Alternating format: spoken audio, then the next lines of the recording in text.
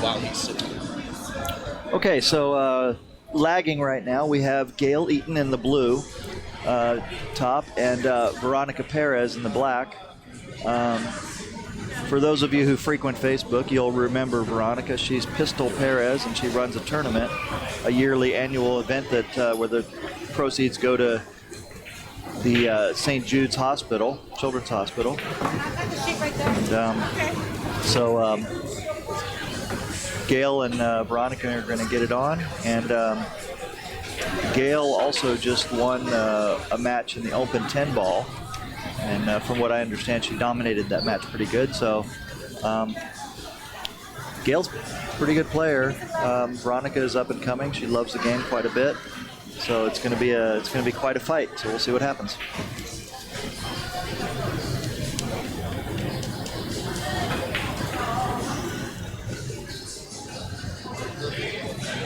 Hello, Eric. Hi, John. Nice to meet you. Nice to again. meet you too. Speaking of loving the game, it looks like you love the game a lot too, huh? Yes. That's awesome. My favorite game of all time.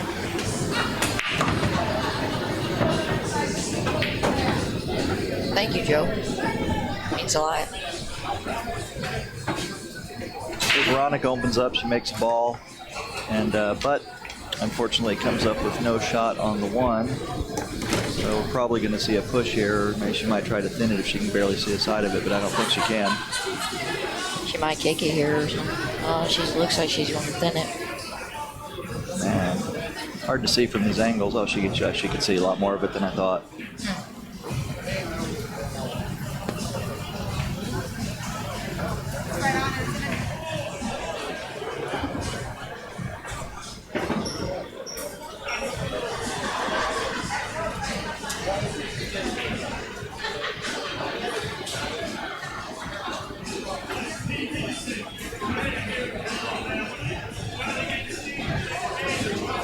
Beautiful shot.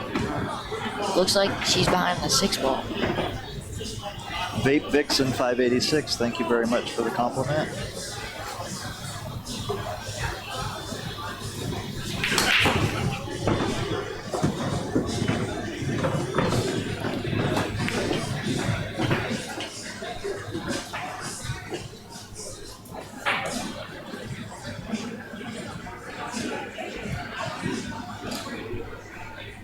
Looks like Gail hooked Veronica behind the 4 ball. So she's going to have to kick it the bottom rail.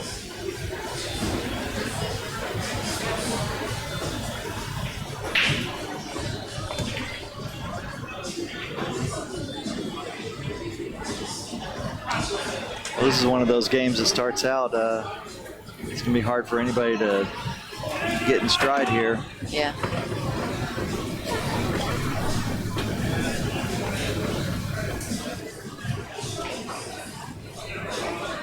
She's going to kick it at it. Hopefully try to make the 6 ball, looks like. Yeah, oh, wow. Got robbed on that one. Yeah, she did. It happens a lot. You know, the ball comes in like that. It's just a dead hit, and it just the weight of the ball carries it on into the pocket. Yeah. The ball.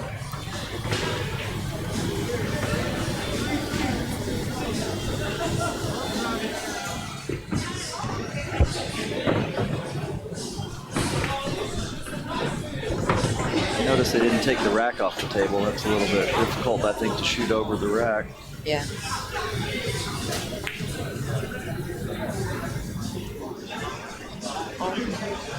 Very good friends with Sky Woodward, so known him for like 7 years now. So that was a good attempt by Veronica to I think she was trying to sneak the cue ball in behind the 8 there. Yeah. And that would have turned out really good. Well, I don't know. Maybe Gail's got a shot at it here. No, she can't make it, but she can definitely hit it. But if it had gotten behind that 8, that would have been in jail with no bail, as we say. Yep.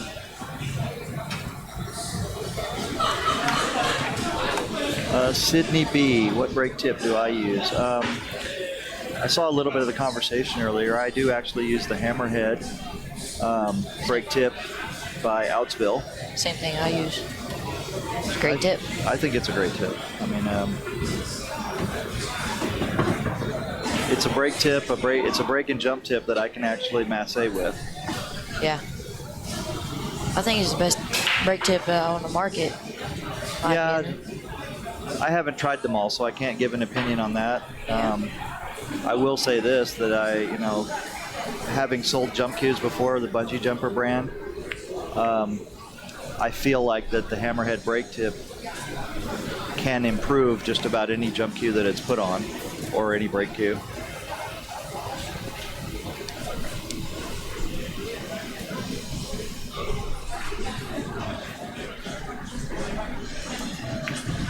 So Gail pretty much comes up with the first real open shot here, I think. I didn't see what Veronica's last shot was.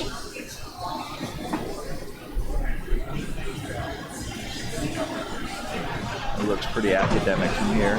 She'll probably draw it back just barely. That or kind of punch it a little bit like a stop shot maybe. Yeah. Just roll it up on the row.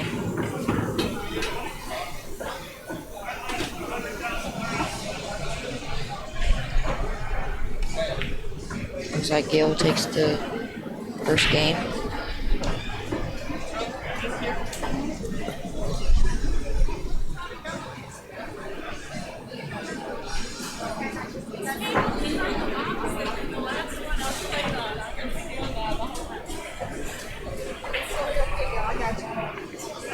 There's a good question though. Did you already answer that about what pros do you love the most?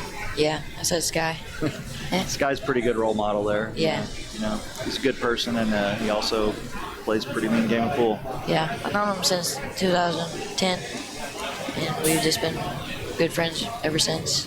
That's real good, yeah. He's somebody that's probably good to talk to too, because he's been playing since he was a young age too. Yeah.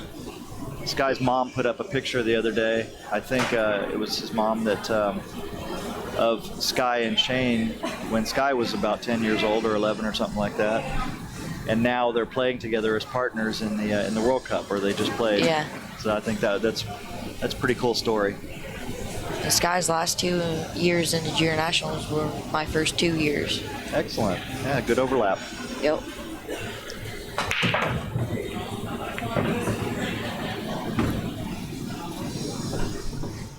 If you come to the United States, I'll play you snooker. This guy plays okay? What? Plays way better than okay. Who said that? Sydney B. Sydney likes to stir it up a little.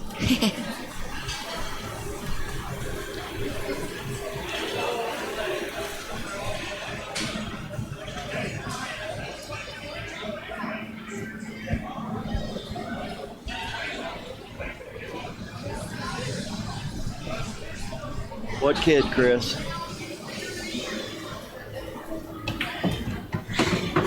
Do you have a nickname yet, Eric? Last word. The last word? Yes. That ought to be my nickname. Don't you think so, chat? I got it from Dr. Q 2010 or 11. Okay, well tell us the history of your nickname. Oh.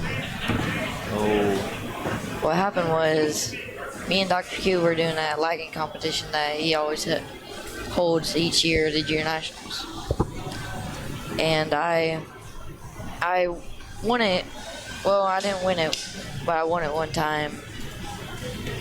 But we were like going back and forth doing like horse and pool, and I said I was going to beat him in it, and I beat him, and he was like, "Well, you always get the last word." Okay. And I'm going to start calling you the last word now. And just stayed ever since. Well, there you go. It's better than my nickname. 1-0. I think my unofficial nickname in pool is ATM. That's where they always send me.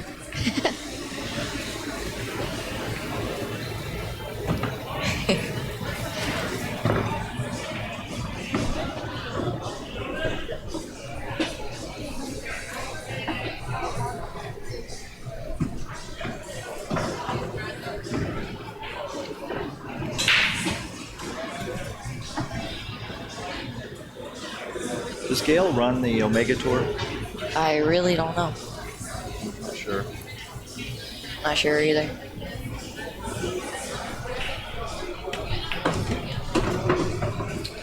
I live in Tennessee. They don't really run that many tours through there. Okay.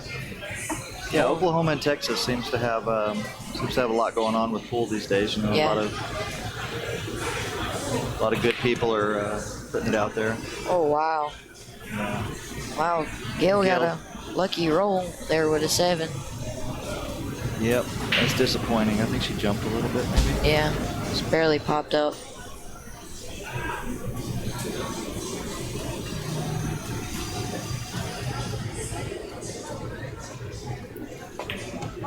Oh, wow.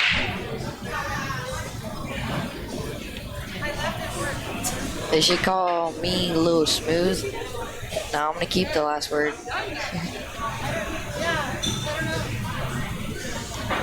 Well, it looks like Gail just needs to bring it up for the 8. Just have an angle on the 8, bring it back down for the 9 ball. This one she got a little bit straight here. She's going to have to put a little bit of a stroke on here to get back to the 9. No problem. Easy to cheat the pocket just a little bit. No problem. Thank you, Sydney B. Appreciate the comment. And Gail takes game number 2.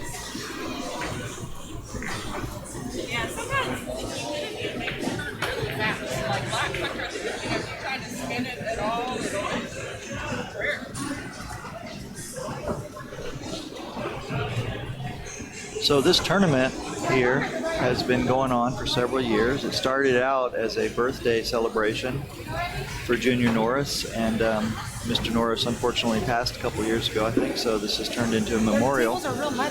But as I mentioned earlier, we just got done eating some barbecue. Yes. So that was the annual thing with the Junior Norris birthday celebration, was they had a birthday barbecue. Yes. So it's a tradition here now.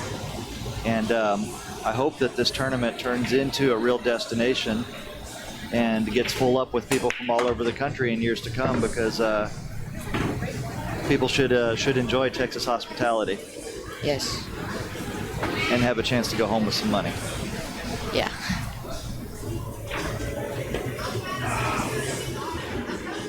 Do I know much pool history?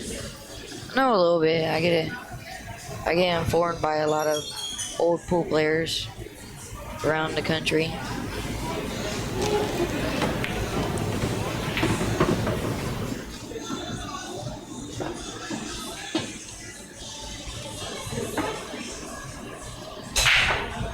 Eric's going to be making pool history. Hopefully I will.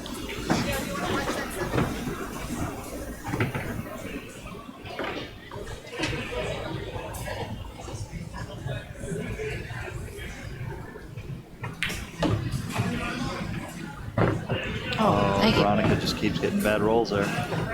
Yeah.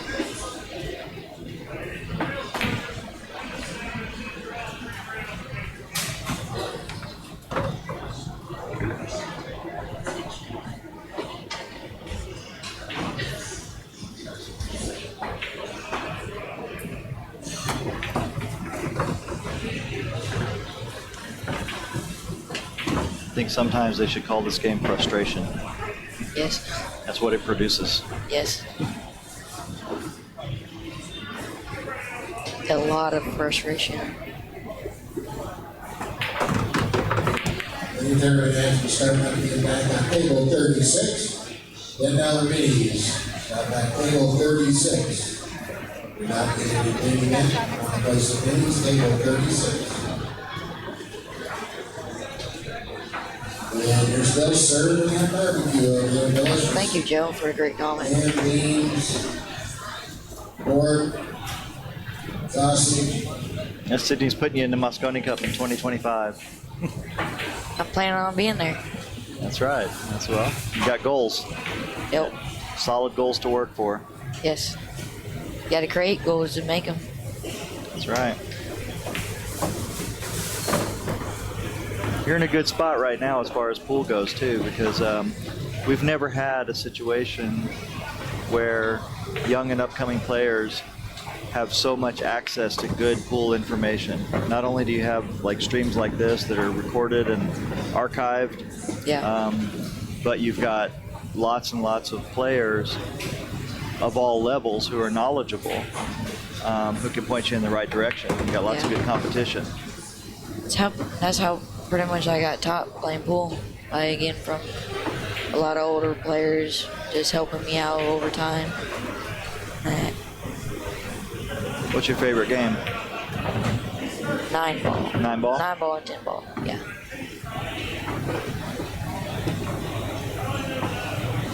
Have you played any one pocket? Yes. Great game. Just need to practice it more.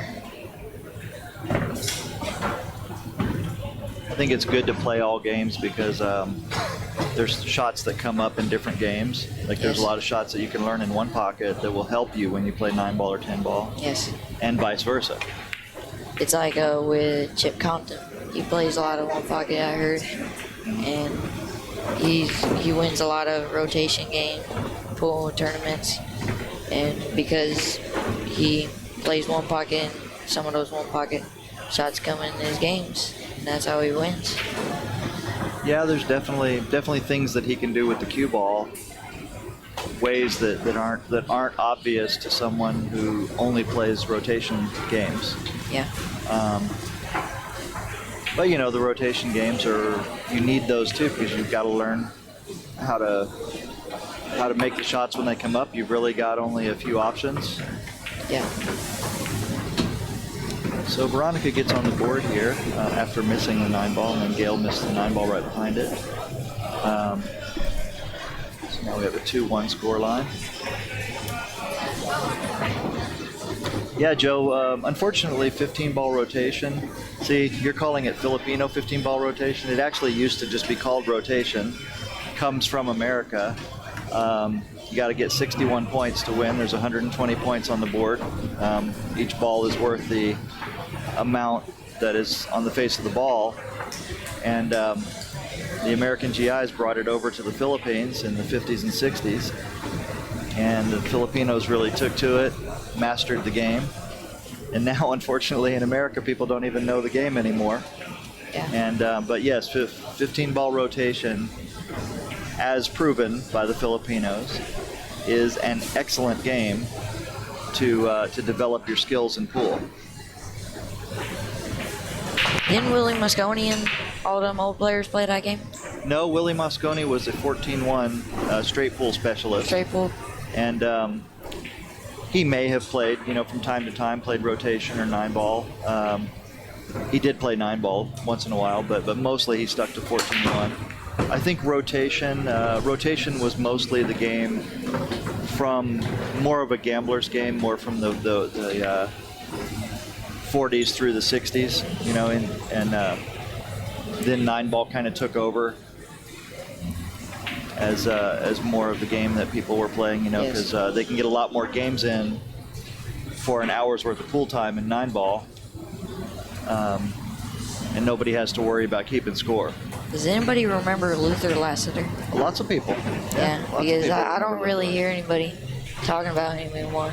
Well, the thing with Luther Lassiter is that his prime really was from the 50s to the 60s, and so if you meet anybody who's older who was around during that time, they know who Luther Lassiter was.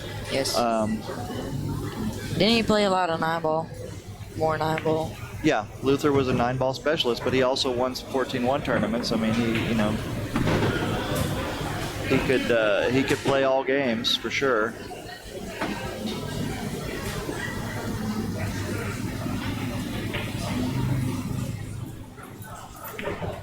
I just don't hear anybody talking about Luther anymore. Well, it's because people just don't know, and the further you get away from his accomplishments, the less people are going to talk about it. Like me, I'm 49 years old, so my heroes were like Keith McCready, Buddy Hall, Johnny Archer, Kim Davenport, all these guys like that. Nick Barner. Nick Barner, for example. Mike Siegel. Exactly. Although that group of players is who I remember reading about most in the magazines. You know, when I was coming up, when I was your age, we just had magazines to go on. And so when you pick up the magazine every month and you read, that's who you're reading about.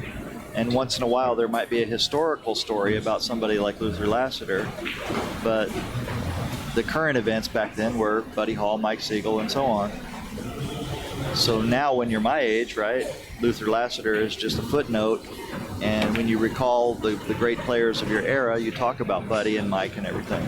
Yeah. So it takes somebody to be, you know, 10, 15, 20 years older than me to fondly remember Luther Lassiter and Joe Balsas, Belias? No, I don't know. Let me think. Lou Batera, those guys.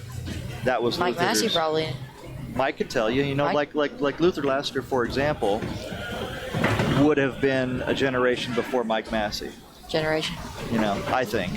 You can ask him, but I'm sure he's got lots of stories. He probably played against Luther a lot of times. Probably. Was that overlap? Yeah. But all the players back then had tremendous amount of respect for Luther Lassiter, you know, just like people have respect for Shane Van Boening now.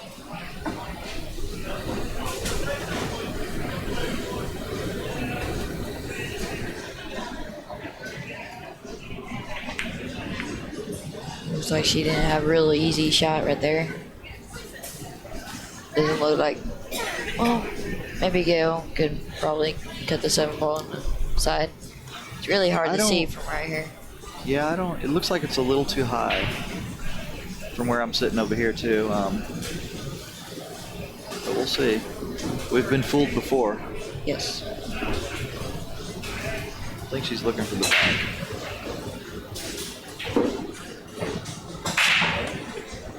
Oh, she did it. Oh, wow. That is so tough to hold the ball. Yes, it is. When it's a little high like that. Yeah.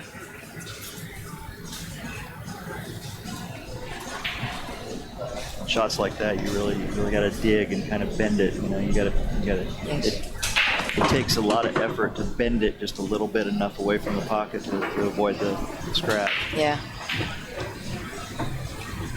And try to get shape at the same time with it. Looks like Veronica has a hard shot right here. Ooh. Oh, and she comes up fortunate there on that shot. Looks like Gail might have a hard shot here too. Yeah, I think Gail's gonna definitely be looking at the bank on this one. Probably. Well, most likely, yeah.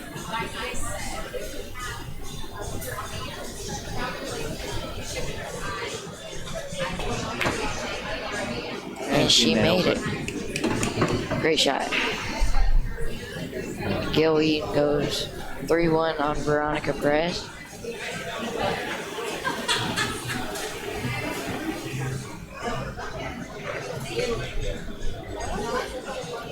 Wasn't in the Hustler, whenever they just only took a shot of the hand, wasn't Willie Mosconi's hand? In the Hustler, yeah, a lot of the shots, most of the shots, I think, were done by Willie Mosconi. Yeah, whenever they show the shot of the hand, it could be Paul Newman's hand or whatever making the bridge, but when the actual shot was made, it was generally Willie Mosconi was making the shots. Yeah. It's a bright break cue. You'll not lose that one. Yep. Good break right there. You know, so thinking about the old-time players, you know, you think, well, as you said, you know, you don't talk about Luther Lassiter much. I mean, think about it. We don't even have any footage of him, you know, just a little bit. Yeah. That we have. There may be more like in the archives at CBS, ABC, and those places like that, but we don't have access to it. But all the greatest players, even from the 80s and 90s, there's a lot of footage on YouTube now, so people can go back and see how they played back then, check out the technique, see what's different now. I know there's a couple of videos of Willie Mosconi whenever he was like 80 years old, whenever he was about passed away. Veronica, look at that. You missed that one. She made the ball and came across and got a lucky 9, cut it right in.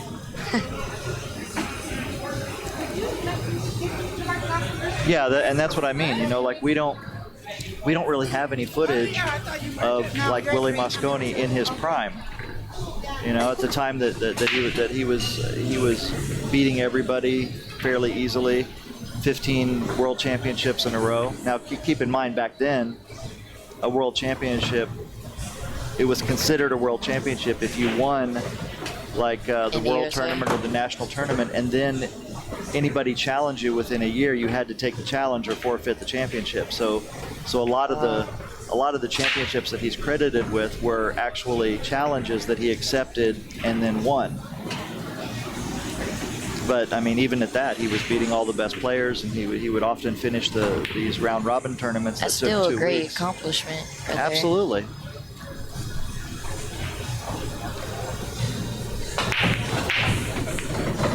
Yeah, I don't have any doubt that if Willie Mosconi were alive today, and you know, in his 30s and 40s, you know, he'd be dominating at the games that we play today on the equipment that we use today. Yes. He'd be right up there. You know, he'd be up there with Shane and all the other top players. In my opinion, yeah, I think he would be the best. Well, you know, it's hard to ever say that. Yeah, it's hard because it's all the way back then, different tables, different kind of balls that they used, different cloth. It's hard to compare eras, but it's a nice thought exercise to do it. Yeah. And it's a good way to spend some time arguing with people when you're comparing eras, because you've got so many different variables that you can argue about. Yeah. I think Steve Davis put it the best way.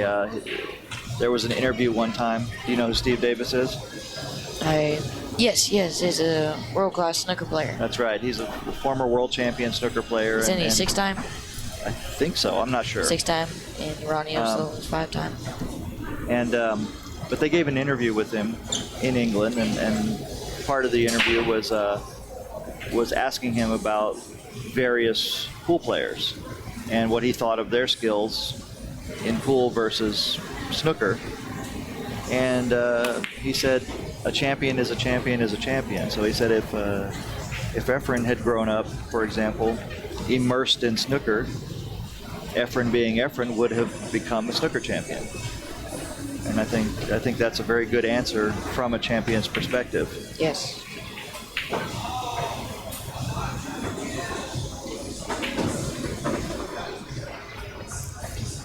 So as predicted, this is pretty much of a dogfight here. The rolls are being a little bit funny on both sides. Some fortunate, some unfortunate. Yes.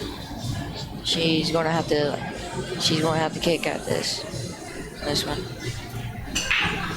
Actually, Joe, Mosconi actually was known for being able to bring the power when it was needed. So he had a very nice, delicate touch, but he played fast and loose, and he was known for being able to power the cue ball around whenever that was what was called for. Looks like she might have a shot on the floor ball in the side pocket. And I think right here is probably looking more towards the safety. Unless she's going for it. Oh, there we went. Okay. You were right. It was dead in the side pocket. Yeah. Good call. Thank you. It's hard to look at the screen then look at the pool table. Yeah. Kind of trying to keep an eye on both.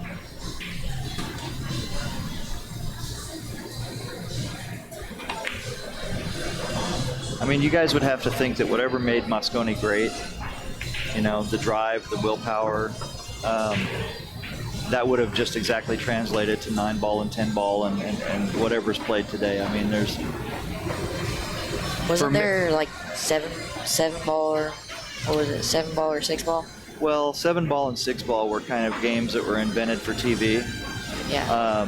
7-ball at least was. That was a game that somebody invented for ESPN, and I personally am glad that it died out and never really took off.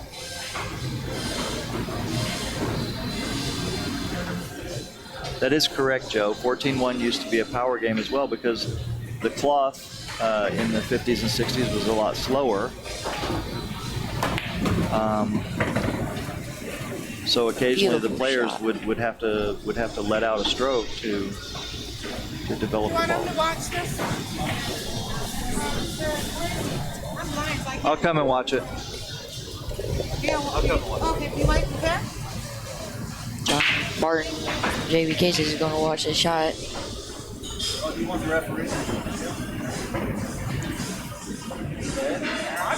He's going to watch the shot for them. I'll just watch it.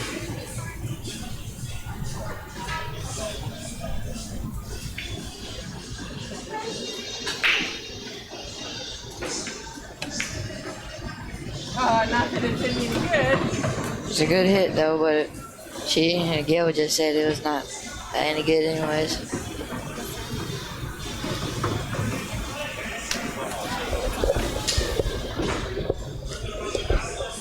Seven ball is a joke, totally TV game. Yeah, it was. That's what it was, yeah. So. Yeah.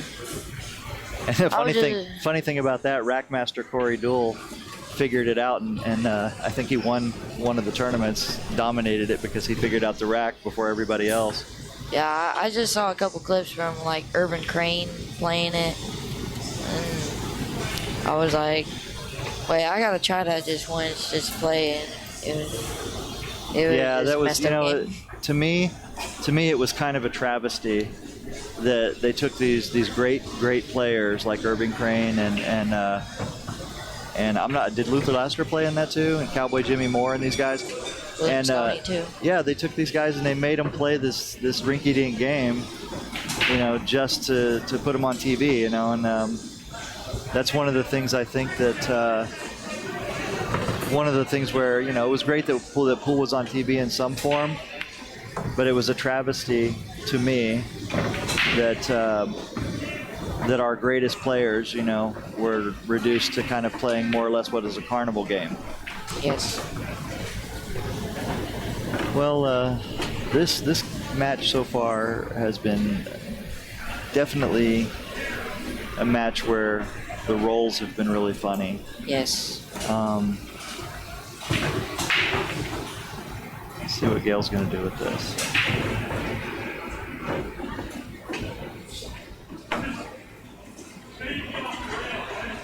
Ooh, Oh, so close. Wow. So close. I think there was a little separation there too, which made throwing it even harder right there. Yeah.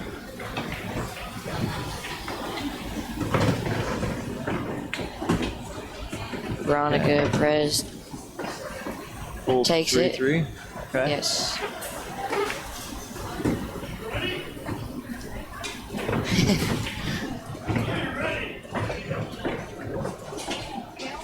Well, Joe, don't love on me too much because I also like jump cues. I'm a big jump cue advocate, and so that tends to get the real purist riled up. So. Okay, we're gonna go take a break.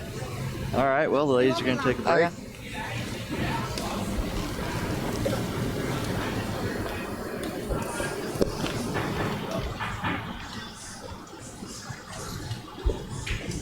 So while we're looking at that, let's take a look at what we got going on the other side over here. We got 10 ball on table 2. Alex. That's Alex Ollinger and Thomas Pletcher. And Thomas is a local player from Oklahoma City, and he is. You guys can look it up, but I think he's. I want to say he's around a 550 Fargo rating, and Alex, I believe, is a 730-ish. Last time I looked. So on paper, Alex is almost 200 points higher. Yet Thomas is in the final 8 of the winner's side. In the 10 ball. So let's see if he can keep it up here and put up a real good fight. I know one thing, if this tournament gets reported to Fargo and Thomas beats Alex, I'm going to be finally getting some weight from Thomas.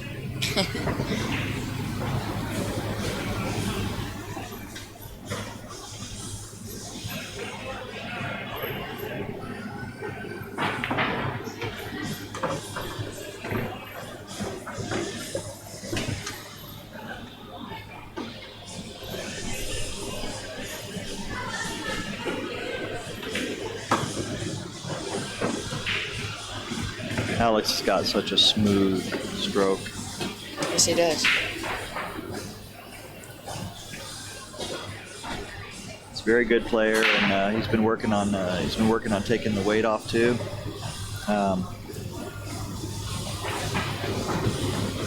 Which I know that he feels better. A couple of years ago, I did a lot of walking, took some weight off. Yeah, 730, so 734. Yep. And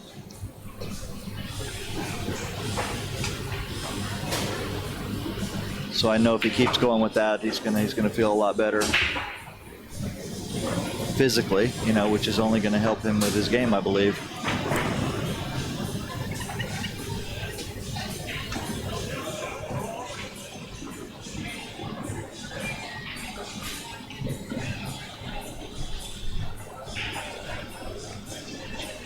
All right, let's see what's going on with the chat here. Okay, so we got jump cue. We got the jump cue argument going. Well, speaking of jump cues, you see Alex jump that ball right there. So he grabbed his break cue. I can't use it to do that. Well, at this tournament, there's no short jump cues allowed, which I disagree with. But you know, I disagree with too. It's the rules. Yep. But you're allowed to grab you're allowed to grab your break cue, or basically any full length cue, and jump with it. So if you have a break cue with a hard tip, like a break or jump tip on there, then like you can use that, like a hammerhead. And so Alex just showed us, for those that were watching the stream, that you can jump with a full-length cue with a jump cue tip on it, full table length with high precision. Yes. It's hard to keep it on these tables with 7 foot. That's the thing, you know. So it's people say that jumping, you know, is not a skill if you use a jump cue, or you know, if you want to say use a full-length break cue with a jump tip on it. But Alex just showed us right there that it takes a tremendous amount of skill. Yes. He had to jump a long way into a small target, and he has to know the speed and spin and angle to be able to do that.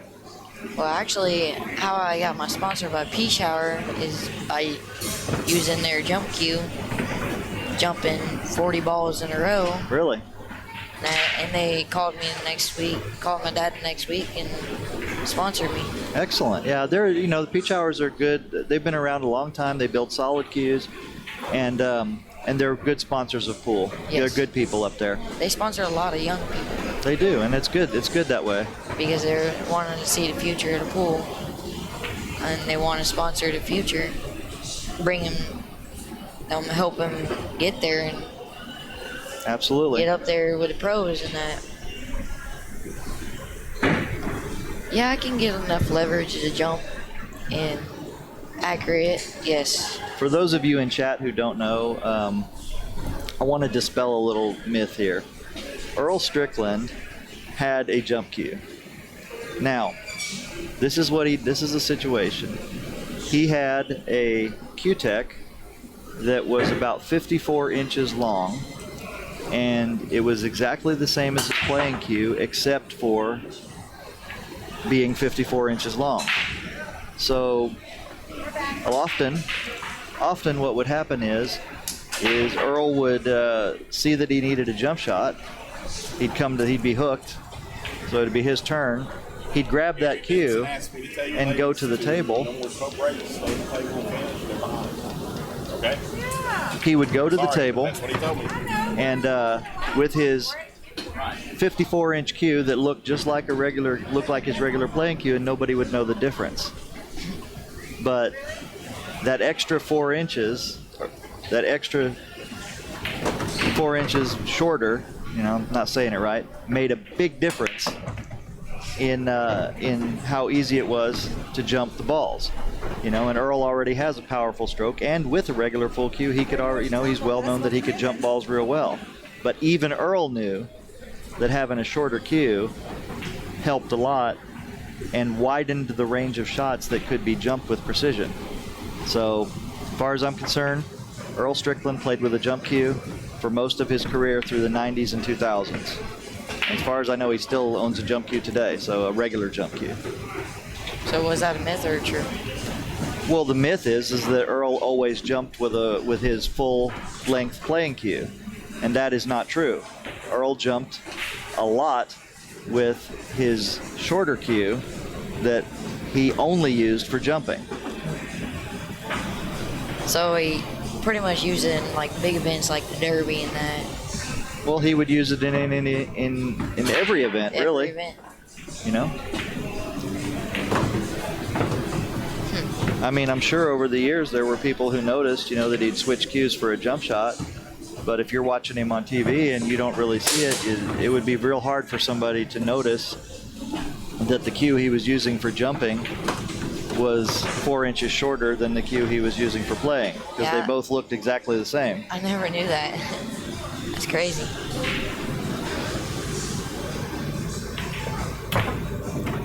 Goldie 987, kicking and jumping are two aspects of the game, so people should learn how to do both.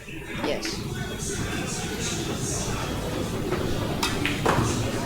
Anybody who gets a jump cue and uses it as a crutch, thinking that they're not going to need to learn how to kick, is dooming themselves to staying at a low level as a player. At the same level. Yeah, that's pretty much how it is, because even in tournaments that allow jump cues,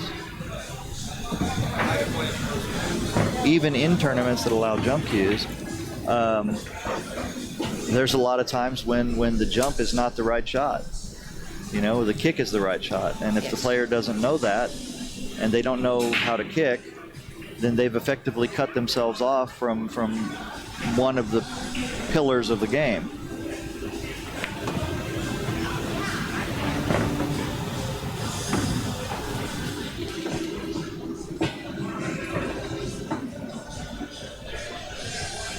Well, Chris, I mean, whatever the reason, you see, the point is that he had a special cue that he used for jumping, because that cue facilitated the jump shot and made it easier to perform. Now, of course, the actual shot itself had to still be made by the player.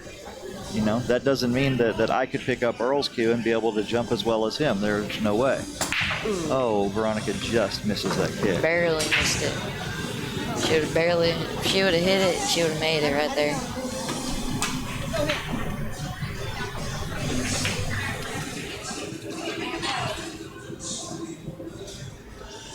So the score is still 3-3, right? Yep. Yes. Okay. We came back from the break, and ladies were warned by the head referee, Dwayne Payne, that they need to speed it up and no more breaks. Right. They only took one break. Huh.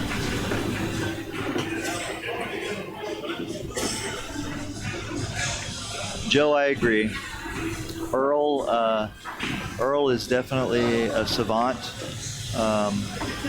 when it comes to pool. Now, having said that, you know, I mean, he started out when he was 10 years old, and he got a pretty good pool education up until he was 19, and he finally kind of broke out on the scene. And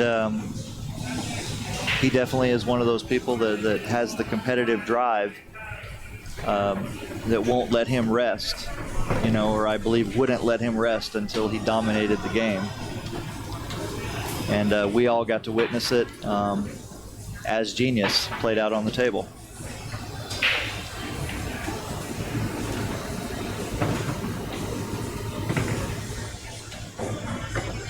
Exactly what you were saying, pretty much.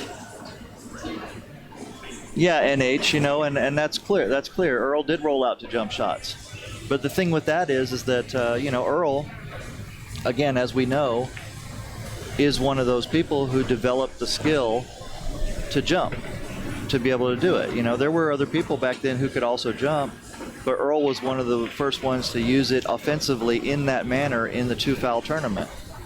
But I can guarantee you that Earl did not roll out to shots where he would have to jump it with his full cue, that he didn't roll out to the same types of shots or the same distance from the blocking ball as he would have been able to in later years with his shorter jump pool, if that makes sense to y'all.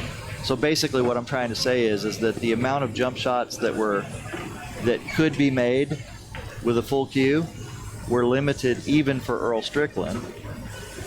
But because he had spent the time to develop that skill, he was able to use the jump shot as an offensive weapon and make people afraid to give him the shot back when he rolled out to a jump shot.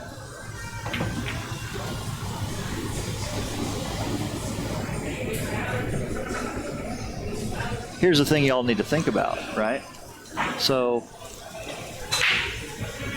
if you're somebody who can jump a full ball with the full cue, and there's a distance, let's just say, for example, it's 18 inches. That's the minimum distance where you can jump with a full ball, full cue consistently, where you don't really have to worry about it being a chance shot. Then obviously there's only a certain amount of shots that you can do with that, right? But if you use a jump cue, now suddenly that distance changes down to as little as a half an inch. So now you've increased the amount of possible shots that can be made. But if you hand a jump cue to somebody like Earl Strickland, who's already so good, world class with a full cue, how good is he going to be when now suddenly he's got another 50, 60, 100 shots in his arsenal that are possible? But he's already so precise with a regular cue, then he's going to be that much better with a jump cue. Yes.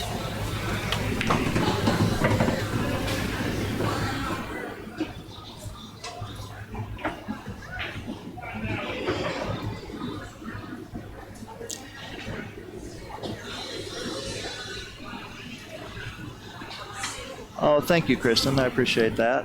Thank you.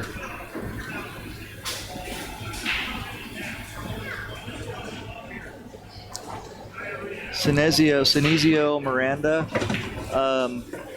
Yeah, you know, one of the things that I am fortunate to be able to say is through this business, I've been able to travel around the world, and I've played some of the 5-pin billiards.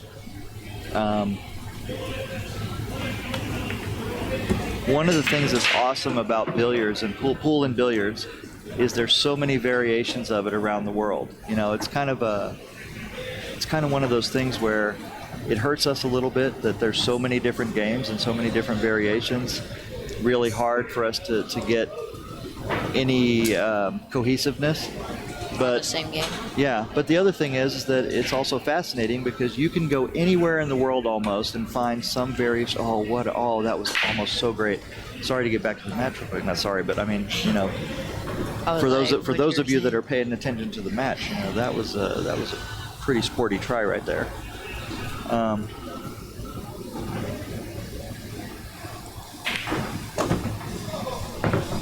But I've been to so many places in the world, and almost every place that I've been, they have pool tables or billiard tables or both, and they have lots of different games and lots of ways to play. So that's amazing. Good shot right there by Veronica. Well, yeah, I mean, it's a good shot to get down there. Yeah. See what she does with it, though. I don't think she can make it here. But it's probably from where she was at the best way to go. Yeah. I think I'd be trying to just play safe here and just. I think that's what she tried to do, but. Yeah. It's hard to do when there's a pocket like right there. Yeah, well, that's a little squeeze shot. Yeah. So you have to be able to put just enough kind of draw on it to more or less pop the ball to the rail and back out, and keep it behind the 9. Yeah.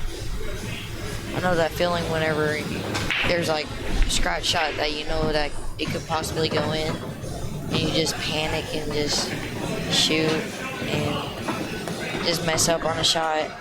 Well, there's a way to avoid that, and you know, people talk about tangent lines, and I think players they kind of forget that. You know, they start to get good, a little bit good, and then there's a point, I think, where a lot of players just stop looking at the actual tangent line. But if you never stop looking at the actual tangent line, and you always pay attention to it, then that will tell you exactly whether you're on a scratch angle or not. And then if you know what to do to bend the cue ball, you'll know how to avoid it. What, 5? 5 what? Oh, thank you, Heather. Thank you. So we want to welcome Heather Bryant back to the JB Cases dealer family here. She lost her way for a little bit, but we brought her back. And so for those of you out there on the tournament trail, you know, that are fortunate enough to have Charlie and Heather setting up a booth at your event, you will now be able to get some JB cases from the Bryants. So I'm happy to be able to say that. Anyway, back to the tangent line, Eric. You know, I've been playing for 30 years, and even I had to be, you know, brought back to earth on this. The importance of actually looking at that line and understanding it, because once you do really see it, then it becomes actually way, way, way easier to see what you need to do to avoid the scratch. Yes. And it allows you to actually have a lot more shots in your arsenal that you don't feel any apprehension about, you know, but they're powerful. Yeah. That's how most of these players, you don't, how much of these pro pool players, you don't see them scratch. That's true. Because they use that, what was he called? The tangent line. Tangent line, yeah. Yeah, there's a lot of science in the game. You know, people talk about, you know, you need feel, which is true.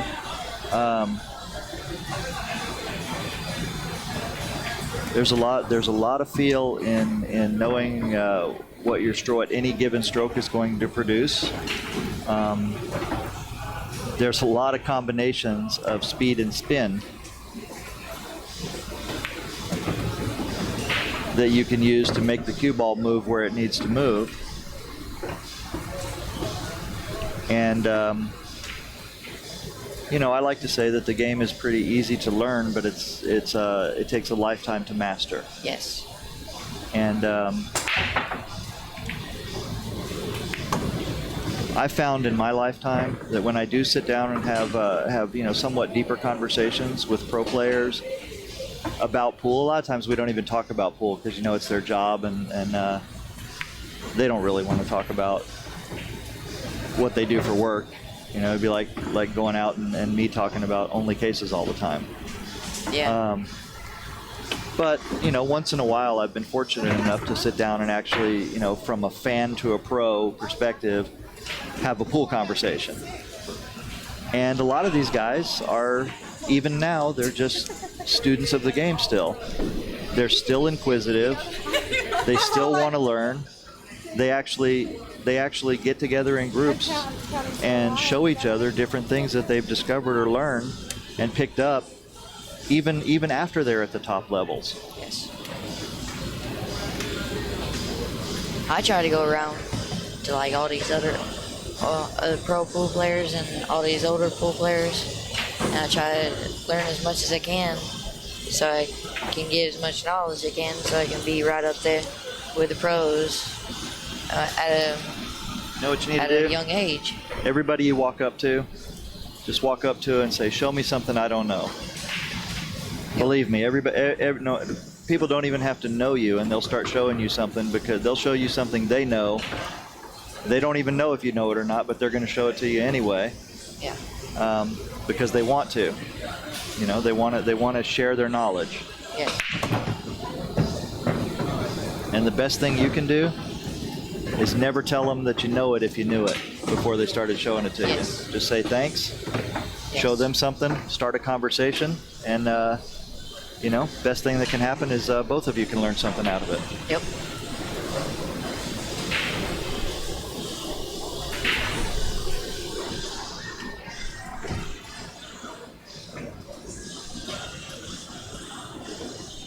Do you actually make a special pouch for cue ball? Oh, we make anything.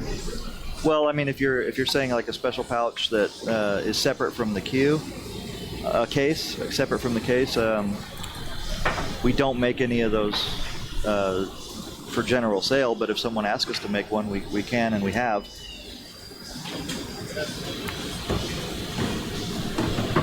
Yeah, we make a special pouch. We make an insert that goes in the lid to hold the cue ball. We also have a simpler version. We just make a piece of elastic that has Velcro on two sides, and you just stick it inside the lid or inside the pocket, and then the cue ball just can be held in with tension that way. So yeah, we as far as case making goes, we try to listen to the players, and if they tell us what they need, if it's technically possible for us to build it, we build it. That's pretty much how your case brand grew, because you listen to the players. Mm-hmm. That's players. They want something, you give it to them. You do it for them, and that's pretty much how your case brand grew, isn't it? Pretty much. I mean, that was a nice long shot from Gail there. Yes. Yeah, I just built what I wanted at first.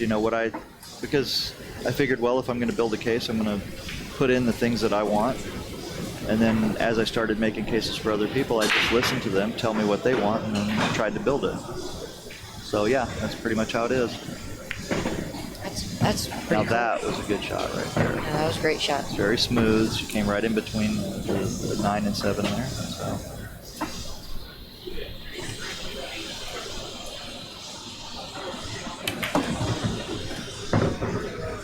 That was a good little punch right there. See, that was more like a stop shot right there, just to kind of let it pop up. Yes. And the Gail wins. Sorry, I cut you off. Yep. It's okay. Great See, match this is what you between never them see two. with the guys. You never see them hug it out after a match. Yeah, they're like all serious tonight and just shaking hands and just walk away. I tell you what, talking about shaking hands, the thing that bothers me the most is the limp handshake. Just reach out your hand and shake somebody's hand, firmly and say, good match. You mean Win or like lose. players that get mad at? Yeah, they give you like a limp fish handshake or something, and Yeah. That happened to me a couple of times with a couple players that mad at me. That's the best I've ever done. so. Is that the best you've ever done? Yes. Ever. Normally she just runs me out.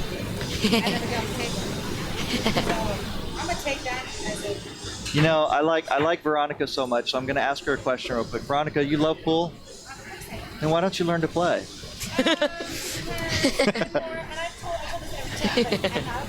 I know, I mess with her. She said she's not a pool player, which is actually good. She plays pretty good for somebody who doesn't actually Thank you, play that Joe. much. I'm a promoter, advertiser, and tournament director, and that's Okay, everybody. So Veronica said I'm a promoter, advertiser, tournament director. So is that like 16 words to say loudmouth? Yeah, just say loud. We love Veronica. She's awesome. She's out there. We sponsor her. Yeah, I sponsor her. So there you go. That ought to tell you something. Got her Pistol PEREZ case going on. So anyway, I'm still in it though. I'm on the one loss side. Veronica moves over to the one Hopefully loss it's not side, 2 losses. and the tournament's going to continue on. So Thank you for commentating, guys. You're welcome. we'll see you in a little bit. Okay. See you. What match is up next? I don't know what match is up next. How about we switch over to Alex on table 2, and Yeah. we see a little bit of Alex and Tom.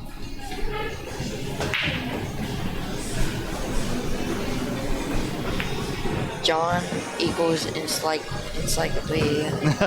I might be. I've devoured a lot of books on pool and stuff. I'm your typical eager pool fan.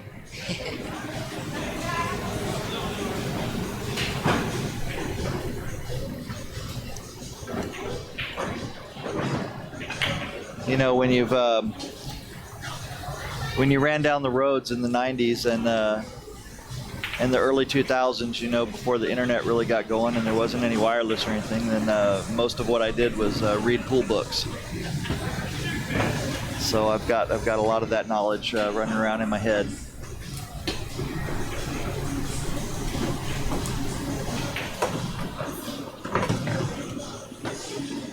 Thanks, Sean. Oh, AC Henry, that's a little brutal. We're not going to go there. AC Henry.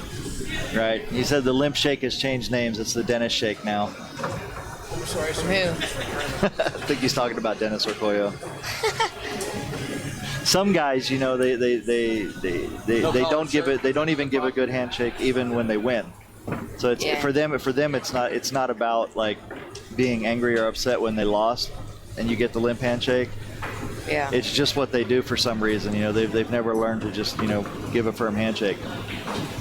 For some players, you know, it might even be psychologically a protective move. You know, maybe they don't want anybody to pump their hand so hard that they actually stress it out or hurt their hand. You know, because there are unfortunately people in the world who think that a good handshake means you got to be bone crushing. Yeah. So I'm not sure what the score is on Alex and Tom over here. Next match on this TV table right here. Well, Joey Gray's walking over here, so I'm not sure where he's going. Well, we found out the score. It is 7-something. Alex wins. Alex wins. Yeah, and I think that match went pretty quick. So I would venture to say that Tom probably didn't get a lot of games there, which is predictable when there's almost a 200-point gap in Fargo.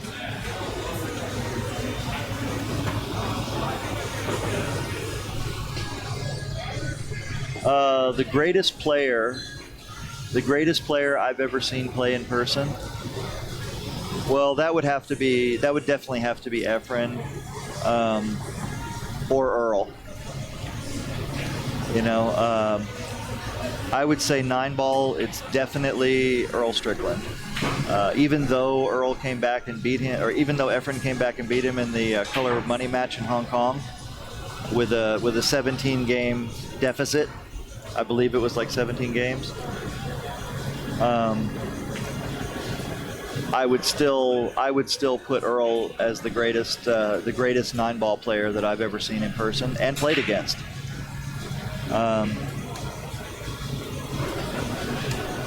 But as far as overall pool goes, I'm going to pick Efren every time as the greatest living player that I've ever seen play in person.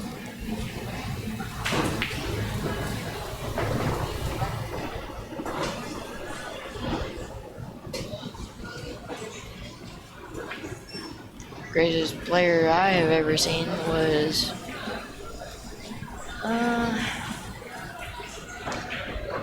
it's hard for me to say anything because the only place I saw really good players at was Derby, and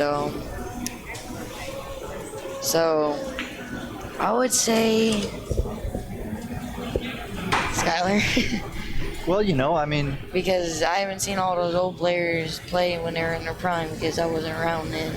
and that's a fair assessment. You know, everybody needs to go with whatever their experiences are. And, you know, that's been your experience and your influence. And so, like Earl was for me when I was your age. Yeah. And the good thing about that, you know, if you want to talk about that a little bit more, is you're fortunate enough now that you have a close relationship with one of the best players that has ever lived. You know, Skylar Woodward is clearly up there with the upper echelon of players, and you've got those influences now. So for me, when I was your age and I was interested in pool, I was a little bit older when I started getting into it, but there was no pool on TV, really. You know, once in a while there was ABC Wide World of Sports, but mostly it was just reading about them. You know, there wasn't a lot of opportunity for me to go and hang out with them and pick their brains and play pool with them and see what they're doing. So now it's not only the greatest living player that you've seen, Eric, it's the greatest living player that you're playing with. You know, which I'm kind of jealous of. You know, a lot of guys my age, you know, who play halfway decent, you know, we've always dreamed about being up there with the pro level, you know, and we always think, oh, well, you know, if only we'd have dedicated ourselves more, you know, if only we could have, would have, should have, right? And, but there is a little bit too, having the opportunity to be mentored by world-class players, you know, which is kind of where you're at right now. I'm just fortunate that I started out really young, to the point that this generation I have more access to a lot of things. Absolutely, you do. And I'm wanting to work my way up to pro. And absolutely. From my understanding of the way I'm shooting, I think I'll get there quick, in my opinion, because of how much access I got. Absolutely. And from all the mentors that I got around the country that will help me out, I think that I'll be up there soon enough. Absolutely. You got to put in the time too. You know, yes. You got to make sure that, because you can have all the good influences and you can have all the examples in front of you, but if you don't convert that to your own knowledge on the pool table, it's not going to do you much good. Yes. Yeah, I'm 14.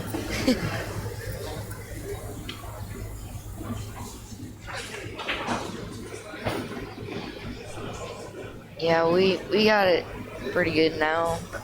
I kind of feel bad for you guys that I didn't have that much access to it all. Well, that's all right. You know, it's part of the history of how things go. I mean, if you can look in just about any other sport and it's the same way. Yes. You know, football 40 years ago, the young players coming up that were going to play football 40 years ago didn't have the same amount of access to information and training that they do now. Yes. Same with basketball. Exactly. Everything. It doesn't Every matter what sport. sport it is. That's yes. right.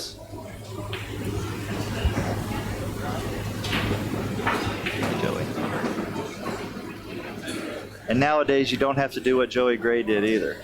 What did he do? Joey Gray was the master of the Greyhound bus.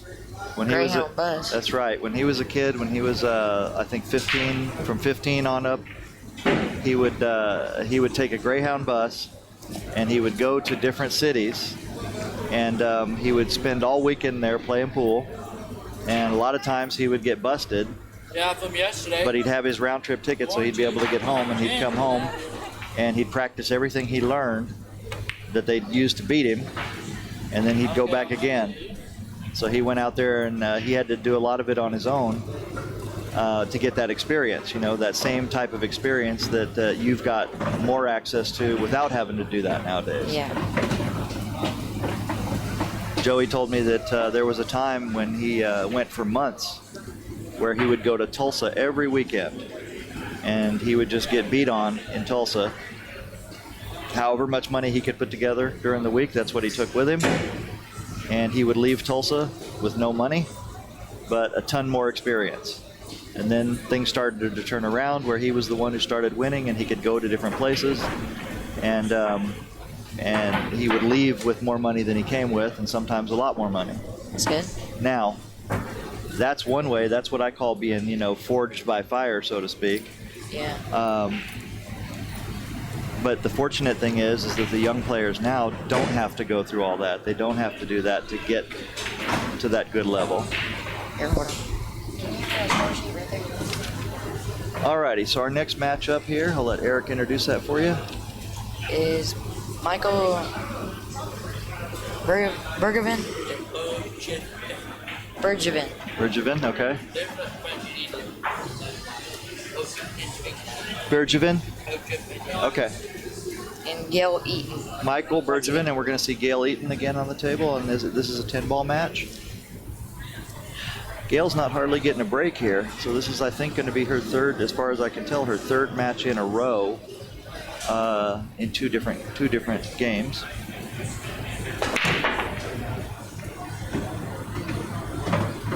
She laid down a pretty damn good 10-ball break there. That's impressive that she's playing with all these men out here and is still beating up on all these women and still beating up on these men at the same time. I think it's time that we came to understand that people are just pool players, you know, and not to think of in terms of women and men. That's another hot button topic that we could get into, and everybody, of course, has got their own opinion. But the one thing I try to stay away from saying is I try to stay away from the phrase "she plays pretty good for a woman." Yeah. You know, I just say, you know, she plays good, he plays good, and just try She to. plays great. She plays great. I try to think of whoever I'm watching as a person. Yes. So the impressive thing to me, when I think of a women's tournament, like why we still have them. Excuse me. I think of it as more like it's obvious that as a class, the overall skill level of women, on average, is lower than the overall skill level of men, and there's several reasons for that.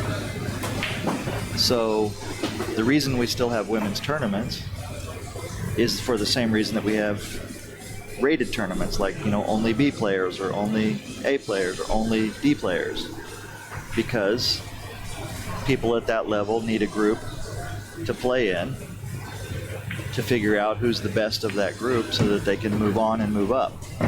Yes. So to me, what's impressive, is to see Gail playing in 2 events, like you said, and staying with it, staying in stroke, and being able to focus on that. Yes. Oh, wow. Yeah, I'm not in the tournament anymore. I'm out of every single event. I just wasn't playing good this morning. Almost ran a little bit late. Oh, really? Yeah, I just slept a little bit too late. Had to rush here.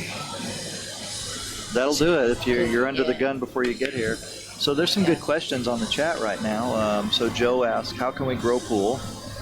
Chris says we need to open pool studios the way they have karate studios. Chris, I am in 100% agreement with you on that.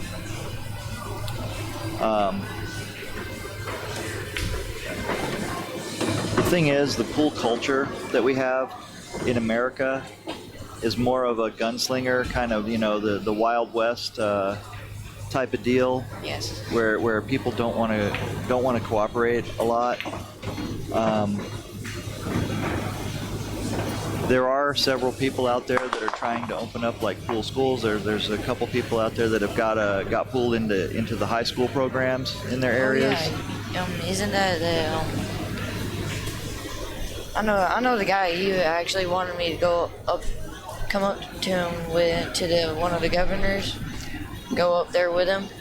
I forgot the gentleman's name who's doing it out in California right now. Well, this guy's doing it up in Vermont and up in the Northeast, and he wanted me to come up there to introduce myself to the governor. Yeah, well, that's what we need to, we need to be more informed about that and have that knowledge ready. So, yes. For example, as much as I know about the history of pool, I'm severely deficient in the current affairs of who's doing what positive things to grow pool, and that's something, for example, a shortcoming that I can work on, and. Yes. But how can we grow pool? Yeah, more schools, more pool schools, of course. That would be great. I honestly think that we need to put pool in malls. We need to put pool at county fairs, state fairs. Pool needs to be at art festivals.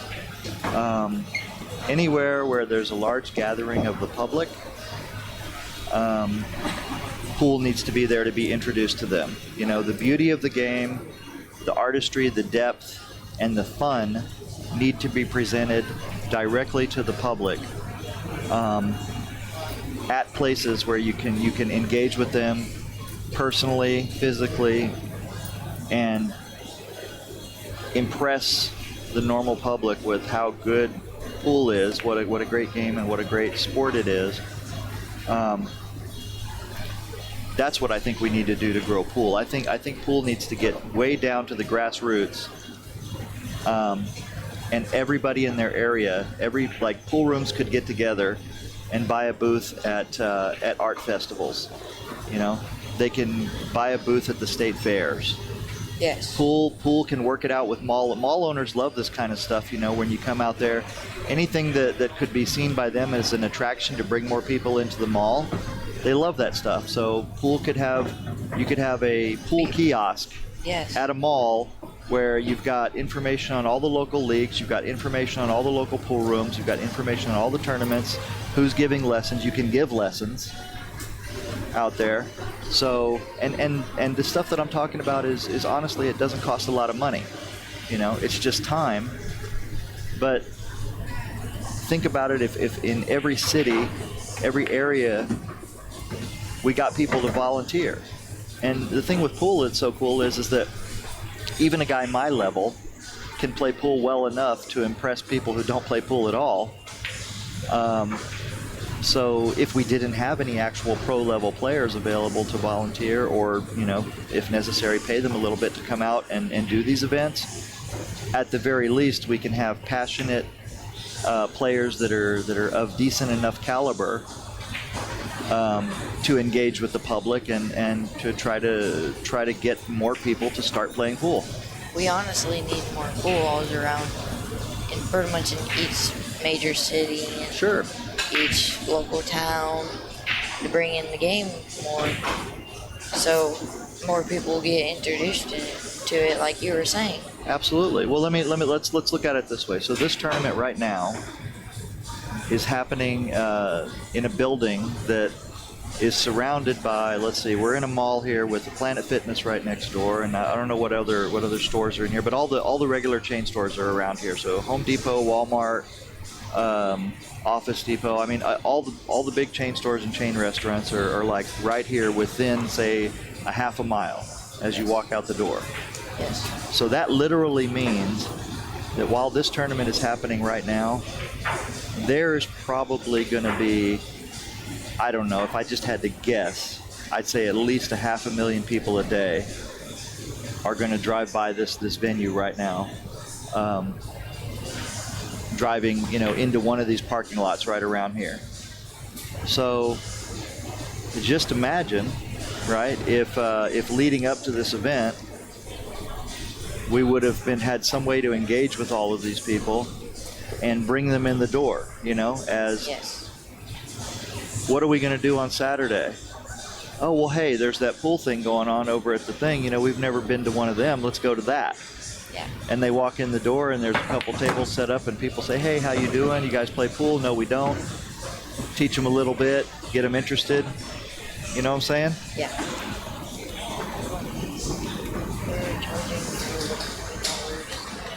Yeah. That's okay. You know, Eric was telling me that they're charging at the door here and that might be a bad thing. But if you think about that for a second, think about it like this, Eric, right? A lot of times people don't value what they get for free, right? Yeah.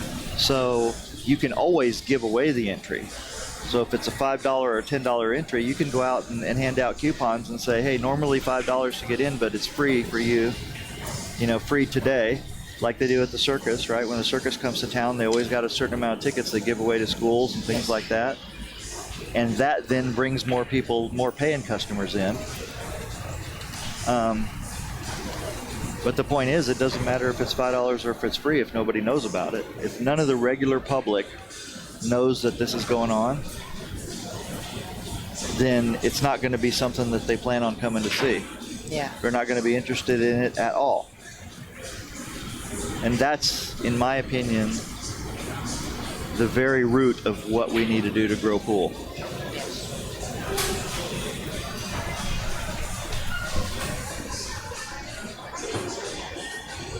So sorry, folks, I haven't been following the chat here. Pool is the #1 participation sport in the country. Chris, I'm going to have to disagree with you on that. You see, there's metrics out there. You know, there's these statistics that 30 million people play pool. But the way that question is phrased is they go out and they poll a couple thousand people. And the question is have you played pool at least once within the last year? And given that pool, of course, is such a varied game that it's there's a pool table in most bars. A lot of people have a pool table in their house, or they have a friend who has a pool table. That question is going to get answered a lot more often by people who really don't care about pool, but they did play pool at least once a year, So They need to make sure it's on like people that play at least once a week. right, they need to have deeper questions. Yes. So the have you played pool once a year really only tells us how many people had contact with pool. Yeah. But I would say that most of those people who answer that question don't even know that that pro pool is a thing. So they need to go deeper with the questions. They say, okay, are you on a league? Do you play at least once a week? Do you own your own cue? That sort of thing. See, and then Pool and Billiard Magazine has gone deeper with that, but they only poll their own readers. So, naturally. That's pretty hard to see how many people are like actually playing the game whenever they're just pulling certain people. Right. How many people are playing the game as a sport or as a serious hobby? Yeah. Competitively. Yeah. And league. Exactly. And that's what we really don't know at this point. The only data that we have on that really is the size of the leagues. Yes, like APA. Exactly. BCA, USAPL, NAPA. And even that, we don't even know what the real numbers are. We know the numbers they tell us. Pool is growing outside America, it seems. Look at top pro pool players now in China, Taiwan, Japan, Europe. Well, all at the top. It feels that way, I think, sometimes, and a lot of times the reality of what's really happening on the ground doesn't actually match up to the image that people are getting, through these snapshots. Hey, Gail. What is the score? 2-0. 2-0. It's 2-0. All right. So while we've been sitting here talking about how to grow pool, Gail is growing her lead. Yes. And this race is to what here? What are they racing to? 7. Okay.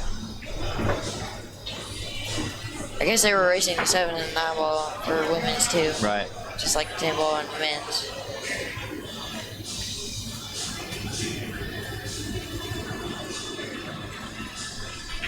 So let me try to catch up on the chat here. Let's see.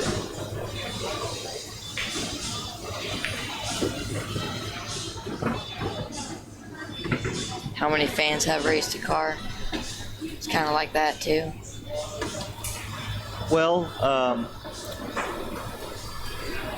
there's a little bit of a difference there, right? Because car racing is what we would call a voyeur sport, which means that the fans who watch it imagine themselves racing.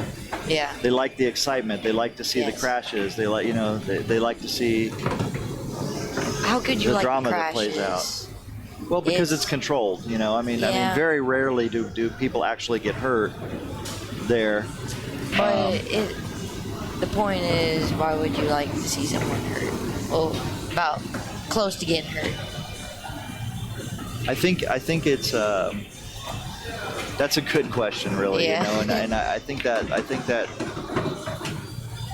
you've kind of touched on a sociological thing there, where people are basically bloodthirsty. Yes. It goes back to the days when they had gladiators fighting in the pits. Yes. But I don't think that a lot of fans who watch racing are hoping that someone gets seriously hurt or killed. I think they understand that as much as crashes happen, because the way they build the cars the way they do now, that it's rare that someone actually gets seriously hurt. Yes. I'm gonna go take a little break. Be right back. Okay. All right, folks. Now you're stuck with me. How do you like that?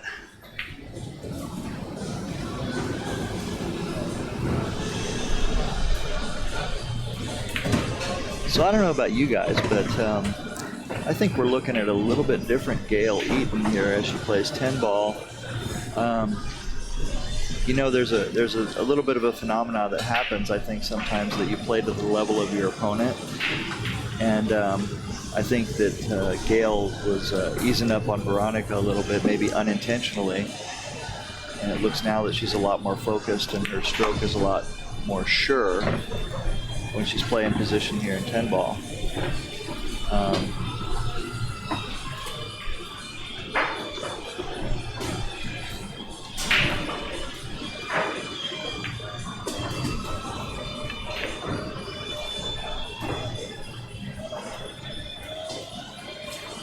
Commentator's curse, and she's got a fortunate roll there. She got perfect on the 7.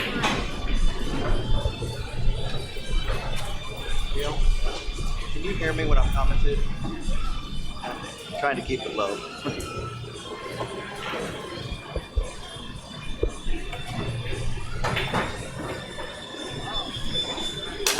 So Mike tried a long rail kick there, and he came up about a ball short.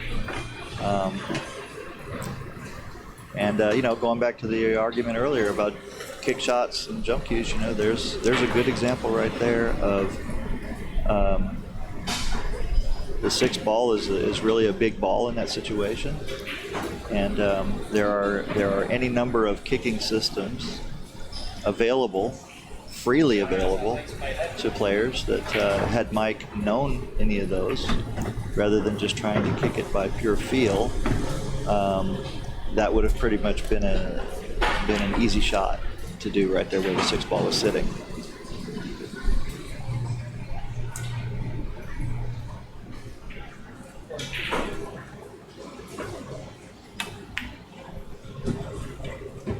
Gail hit a real nice shot right there.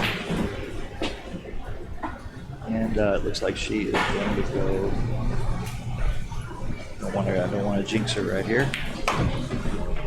She solidly puts a 10 ball in to take a 3-0 lead on Michael Bergevin.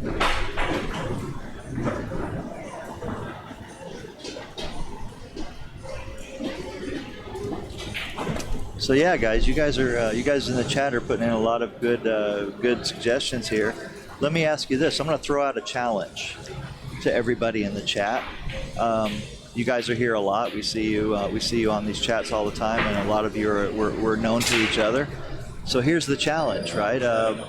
Why don't you go out in the next 1 or 2 weeks and do something personally that you can report back to the community to grow pool in some way? I'm gonna brag a little bit and say that in my local community, I donated a bar table to the Senior Citizen Center, and so we got those guys playing and bragging on it, and that's at least one little thing we were able to do. So let's go make some of these suggestions reality, you know, and put the rubber to the road.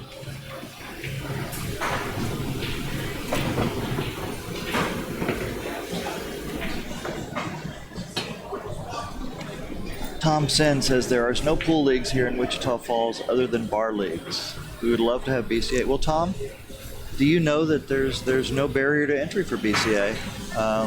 You don't have to pay any money.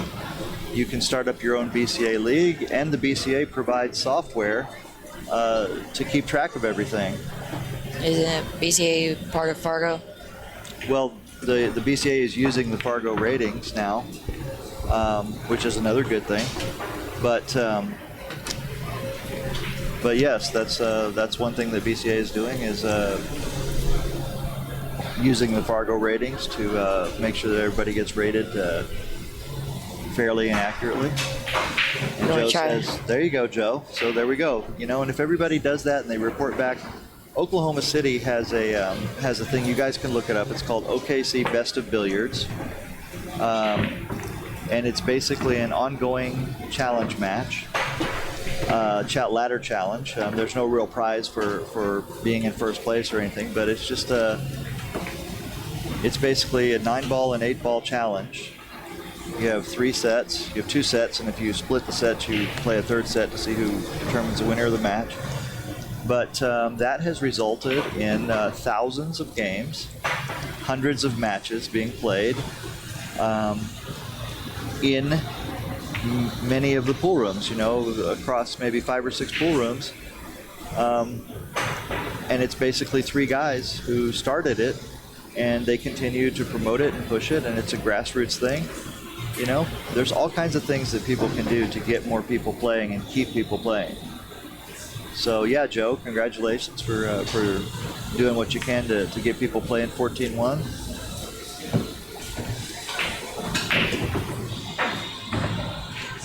Oh, Tony, I'm sorry. It looked like Tom from here. I was kind of looking at the monitor sideways. I apologize.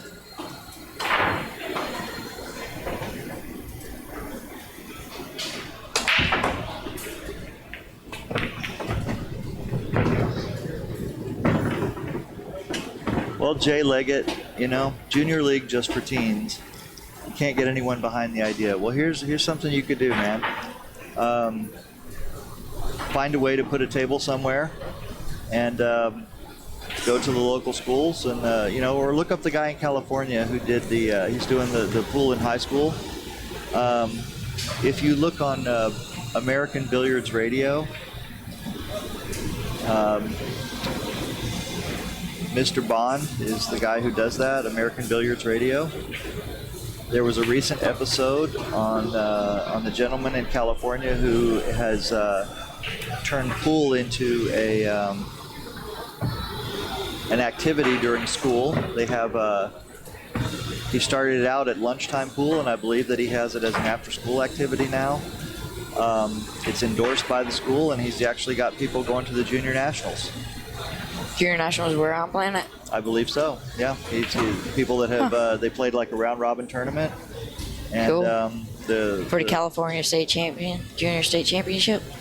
No, they're going to go to I believe they're actually going to the junior nationals, the same one you play at, Eric. So I guess they were paying like $80 for each. That's how they're supposed to go and do it. I don't know how it's going, but I mean the point of it is he takes these kids that have never played pool before, introduces them to an activity by putting pool tables in the school, and he is effectively the pool teacher there now, and they have it as an organized activity where they are learning to play pool properly, and one or two of the students, I believe, now is actually going to go to the junior nationals. Wonder whose name is that? Well, we'll have to find out. I'll have to look that up on the episode of American Billiards Radio. I'm sure Daniel knows about it. When he comes back, we can ask him who it is. But, I'll probably play him. Get to play him. Junior nationals. Yeah. Never know. The way I get into the junior nationals, I am playing in the state championships, and I get my way there. That's how I've been doing it ever since I started playing in the junior nationals. And that's great. Yeah, I mean you earn your way to the championship. Yes.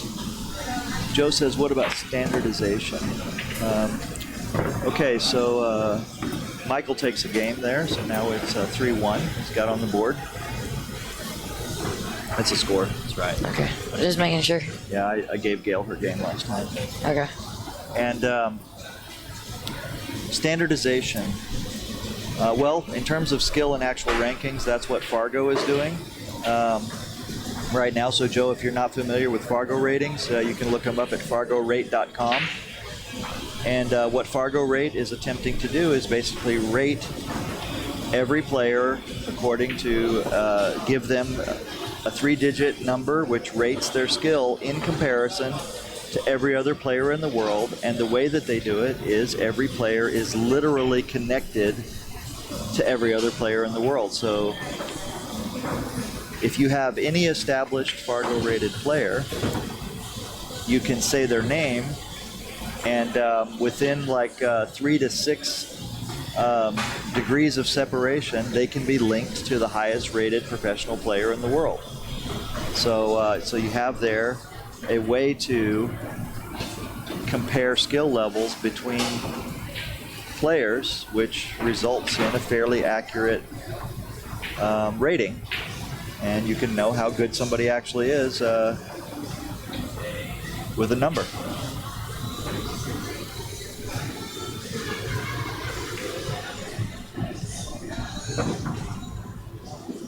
So Andrew V, okay, you're a sanctioned member of the BCA, but you don't play in a league because leagues here are picky. Well, guess what, man? You can start your own. That's the beauty of the BCA, you know. You can just you can start your own league, and nobody can stop you. It's free to start a BCA league.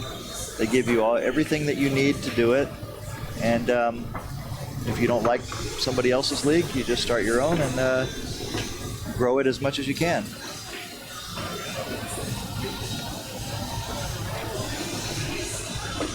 Great way to kill someone's action. What? Guy Alpha 9 Billiards said great way to kill someone's action. Well, you're talking about Fargo rating, right, Alpha 9? Yeah, I mean, that's if you want to look at Fargo rating as an action killer, you can do that. But, you know, the topic that prompted all of this conversation was how do we grow pool? We don't grow pool by keeping it in the dark and keeping it as a hustler's game, you know, where some players are preying on other players, and it's not in a good player's self-interest, a good action player's self-interest, to teach anyone else how to become a good player. So in that sense, you know, yeah, Fargo rate is going to kill action when you're talking about people who want to steal from other people by hiding their true speed. Now, like I said earlier, we have this culture of pool of being like a Wild West gunslinger mentality. And, you know, there's a certain romanticism to that. You know, there's a certain romanticism to the cat and mouse game of the hustler, you know, trying to hustle the sucker thinking he's the hustler, and so on. Ooh, nice try back, Gail. Close.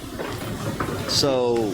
Sorry to interrupt you. No, it's okay. I mean, you know, I grew up steeped in that as well. You know, I mean, we all grew up with all the action stories. We grew up about all the stories about guys who outran the nuts and, you know, the big action, the money.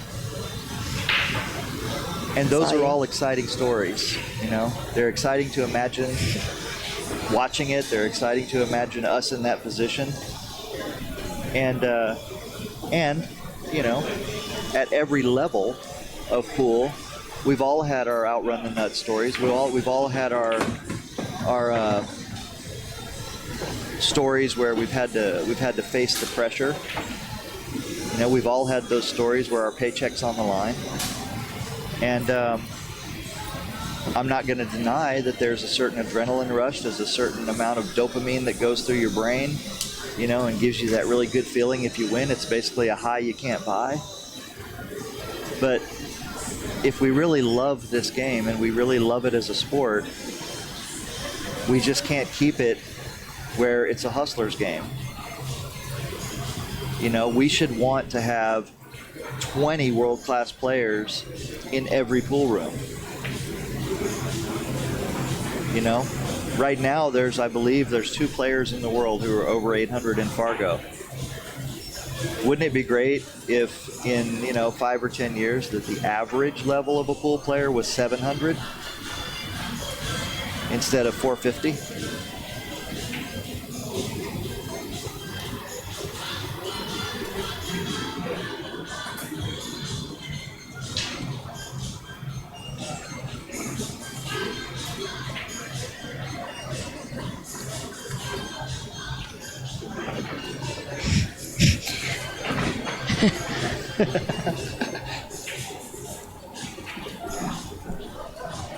No, Joe, I don't think you need to be sorry for bringing this subject up. It's an important subject, and it's great that we can all be here together and discuss this while we're watching great pool.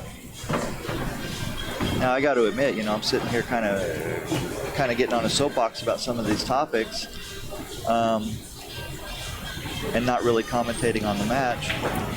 But, you know, all of you guys have seen a lot of great pool, and you've been fortunate enough to be treated to a lot of great knowledgeable commentators. So there's not a lot I can say about how to play the game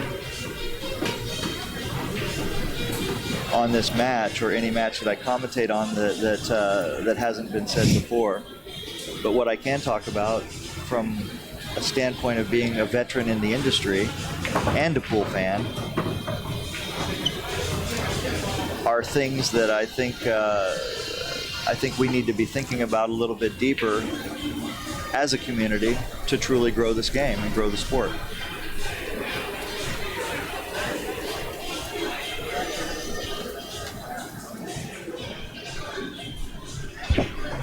And what's cool is I've got the next generation sitting beside me here, soaking it all up so he can take this information and maybe run with it in ways that we can't.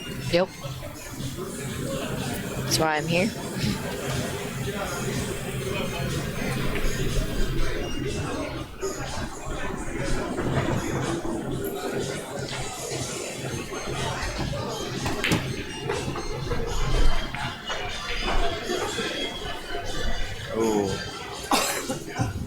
So, M. Fox, so if I come over to your local pool hall, will I be a real competitor against the guy?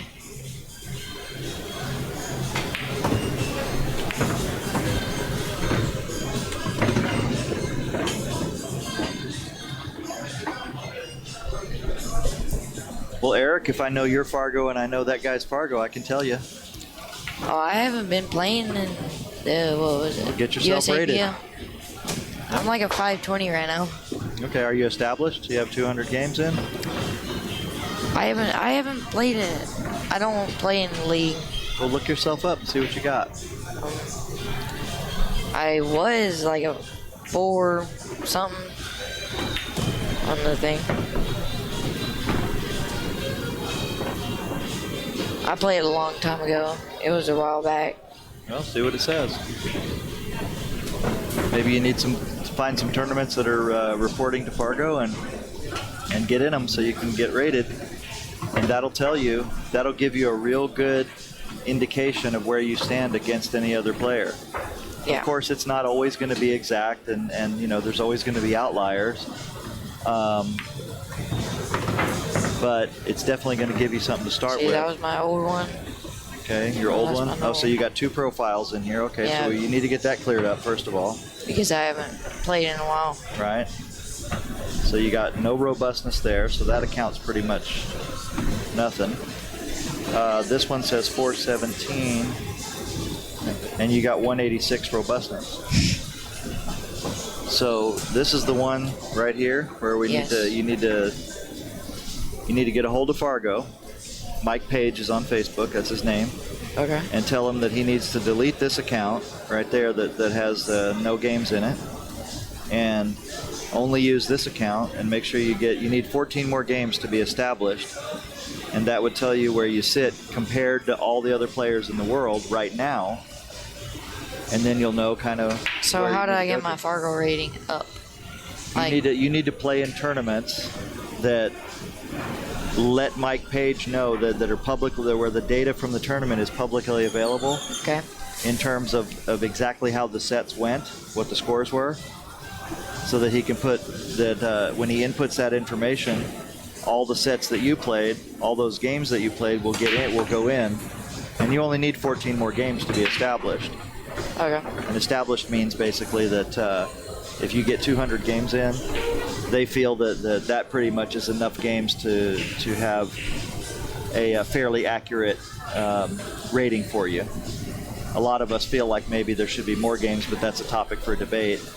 But I think everyone pretty much agrees that the higher the game count, the more accurate the rating is going to be. So. Okay.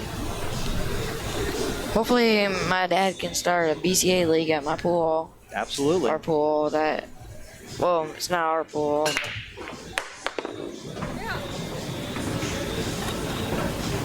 Well, hopefully. It's right there, Gail. Right there. My dad can ask the owner and start a BCA league. You can start a BCA league. You can just run tournaments and make sure that the scores are public. and then Oh, just so it's like if I can like convince the owner to send in all the results to absolutely, yeah. the Fargo rating. All you have to do is the best way to do this. What if is, it's like a handicap tournament?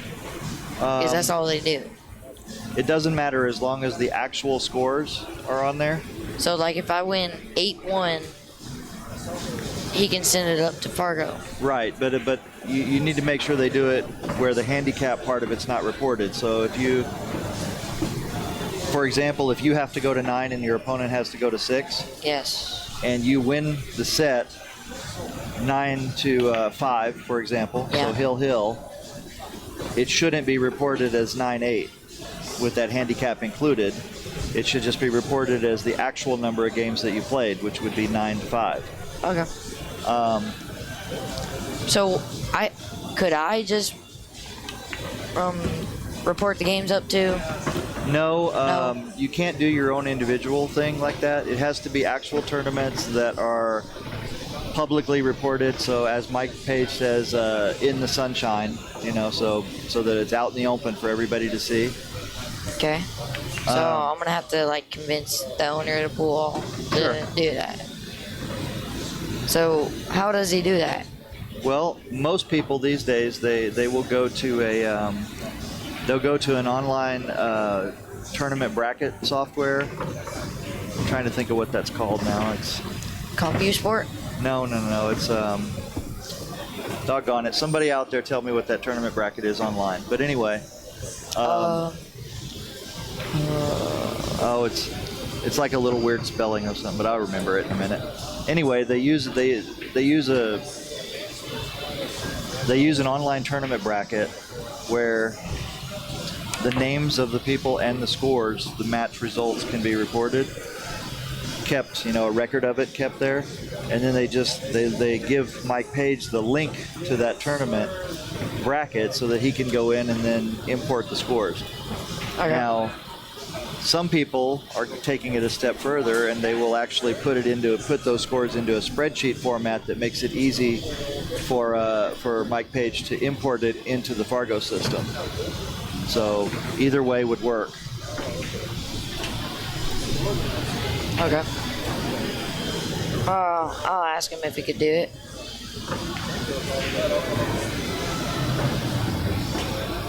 Fargo rating is just for fun, right? Well, no, not really. No. Fargo rating allows for people to match up more fairly, for one thing. If people do want to match up and have some action, but more importantly, it sets challenge. That's it, challenge. Thank you, Sinizio. I'm sorry. Yeah.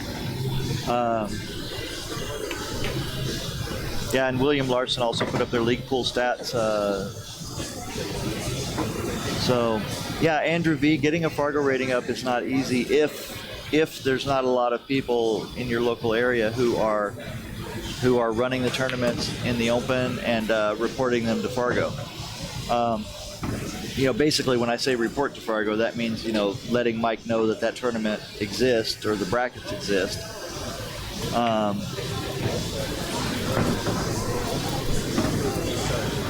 But no, Eric, to answer your question,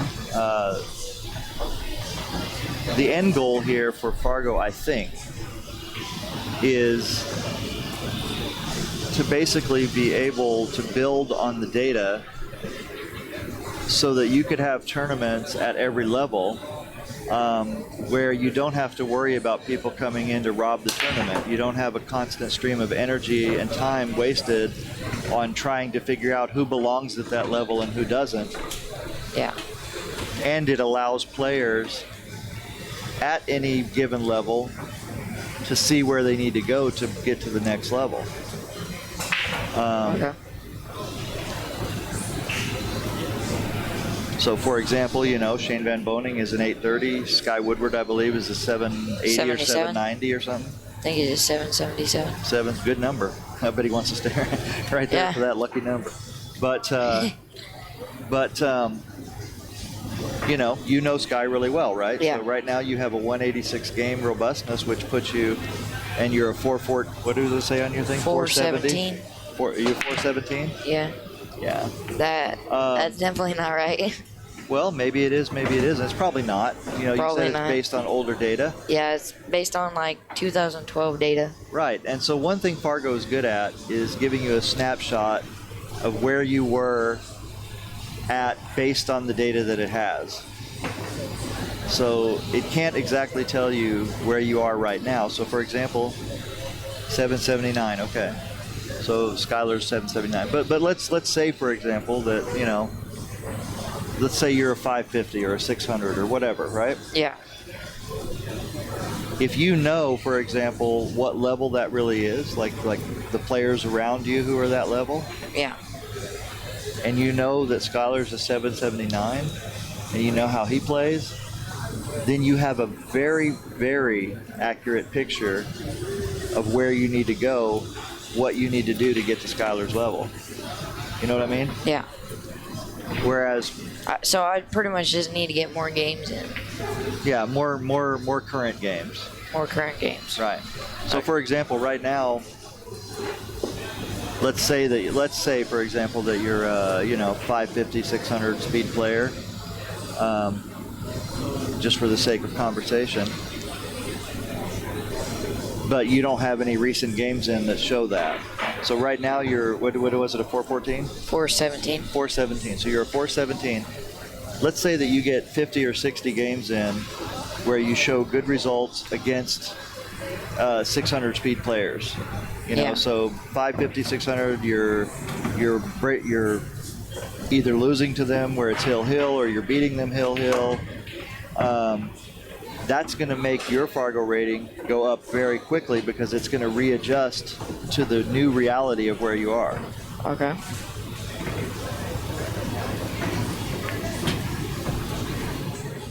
And that's basically the way it is. It all comes out in the wash eventually.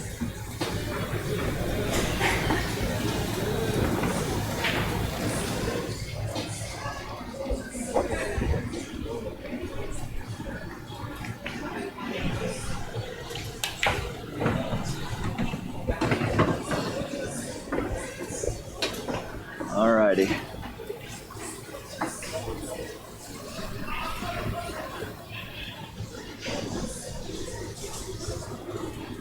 So anyway, let's get back to watching a little bit of pool here. This is going to be my last match commentating. My little girl's with me here at the tournament, and she's been a really good trooper, hanging out with me, hanging out with Daddy at the pool tournament today. So I got to get her home and get her back to her life. Didn't you get a hotel here for tonight? Last night we did. Last night? Yeah.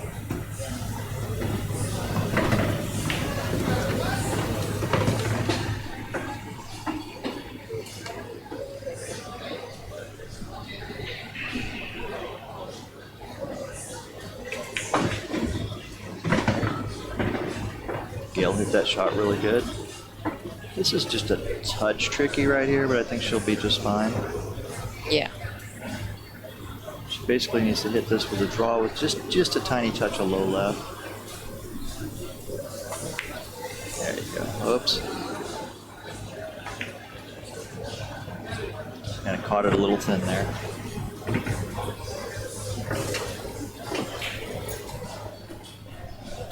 Sydney, if my daughter played pool, she would definitely endorse CTE. That's a good one. Hello, Goldie boring. says if you have a 550 Fargo and you play a 400, for instance, what does that equate to in handicap in a race to 7? It would be a lot.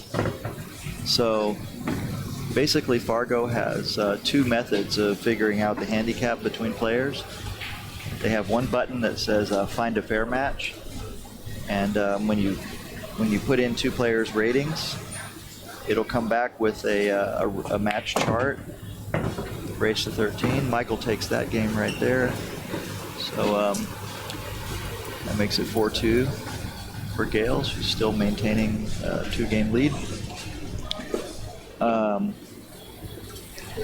So the fair match part of it would be, let's say it's a chart with a race to 13, and it gives what is the expectation of how the match should go based on Fargo's predictions, which essentially gives you the handicap. So, for example, hey, sweetie, I'll be right back. You ready to go? Okay, I'm almost done, okay? All right. Yeah, you can watch. Want to sit down? There's a chair right there. Okay, Goldie, so I'm sorry. The little girl I was speaking of, my beautiful daughter Jessie, just came to tell me that I've gone over my time that I promised her to get on the road going home. So anyway, like I said, so the race chart would be, they've got 3 different categories: mild, medium, and hot, which are different percentages. And so for a 400 versus a 550, the expectation may be that the race should probably be something like 7-3 or 7-2 or something like that. That by the time that the 550 gets to 7, the 400 would have 2 games. So that there would be your handicap right there. You need to give up 4 or 5 games to make it an even race. The other way that you can do that on Fargo is you can choose the button that says look up match percentages. And yeah, that's an idea. JV backpacks. So match percentages, you can type in the length of the race and the player's Fargo rating, and it will give you the expected win percentage. So, for example, if you typed in a race to 7 and you had a 550 versus a 400, the win percentage for the 550 is going to be at like 99%. So basically, the 400 has no chance. So to figure out where the 400 would have an equal chance to win, you would have to adjust the game count. So, you know, I'm just guessing here, but if you got down to like say 7-3 race, then the win percentage would probably be right around 50% for either player. Yes, Joe, we ship to Hong Kong.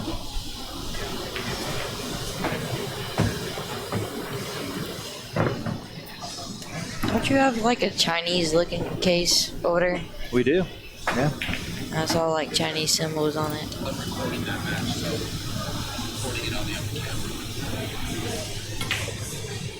This one? Okay, everybody, so just to let you know, on table 2, we have Charlie Bryant, and Warren Kiamko. It's a great match. Both players have been playing great. But we're going to stay on this one because we're going to watch. You can switch over a little bit, right? So like between racks. Yeah. And but Daniel Bush is going to get us a score real quick on this match, and we'll give you an update on that.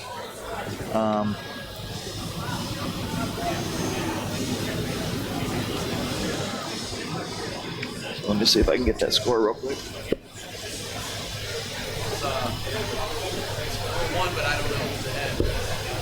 Okay, it's 4-1, but Daniel doesn't know who's ahead. So we'll get an accurate update on that score soon.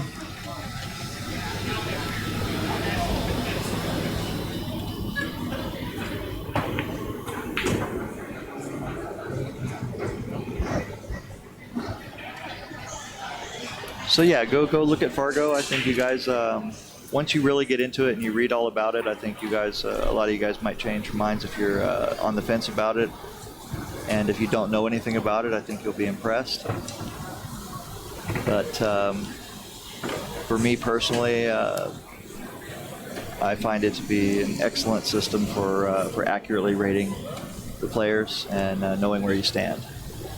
And also as a goal setter, you know. I think Skylar Woodward has a little bit higher Fargo rating because I searched up Warren Kiamko, and his was like 780 something. And I was like, think Skylar's a little bit better than. Well, see, now now this is a good debate because it is something where a lot of people, they go on Skylar. emotion and familiarity, right? Yeah. So you know Skylar pretty well, right? Yeah. So you've seen him play a lot. You've seen him winning a lot. Yep. And so in your mind, right, Skylar, if people ask you, you know, you'd definitely put Skylar above Warren, even if it's by a little bit. Yeah. Right? But the thing with Fargo is that it doesn't care about anybody's opinion. You know, it knows, or it doesn't know anything, but basically people are influenced by the knowledge that's around them immediately, most of all. Yeah. You know, so for everything you know about Skylar and how much you follow him and how much you pay attention to whatever he's doing, Yes. you don't pay attention to whatever Warren's doing. Yeah. You know? So if you think about it, Warren's robustness is like 5,000, Right. so that's probably why. well, that's part of it. I mean, the more robustness someone has, the more actual data that's in there, the more accurate the rating is going to be. You know, it's like slicing something finer and finer and finer, right?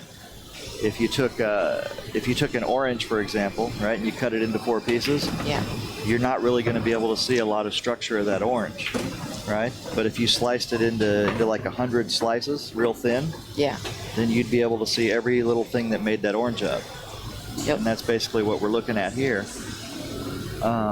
Wonder what Charlie Bryant says. Look him up and see.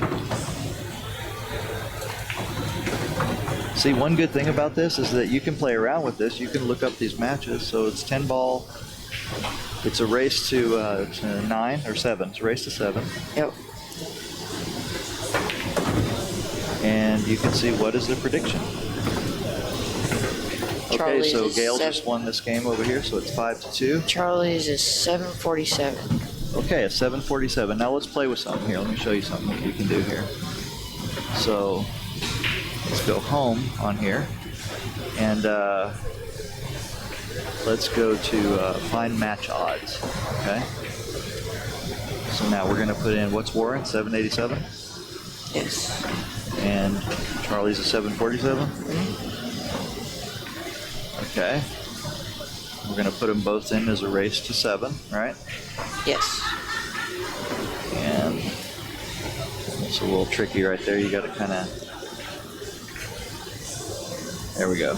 You got to kind of get in there and grab that calculator right there.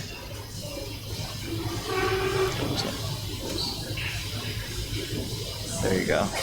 You get it? You got to move your thumb right there on that one. Hold it there. You're going to try it. It's hard. Oh, that's all right. Here, try this. Let me see. Turn your phone around. Okay. There we go. Now we can get it. All right, so let's calculate that. Now, what it's going to tell us right here is what it thinks the percentages are.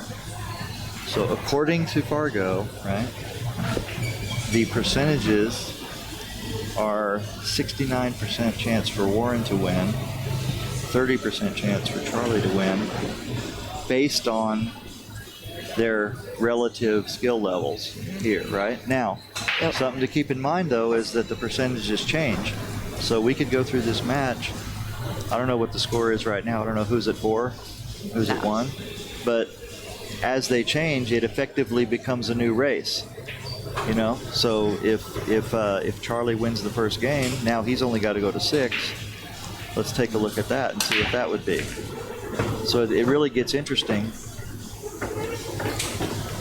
when certain things happen.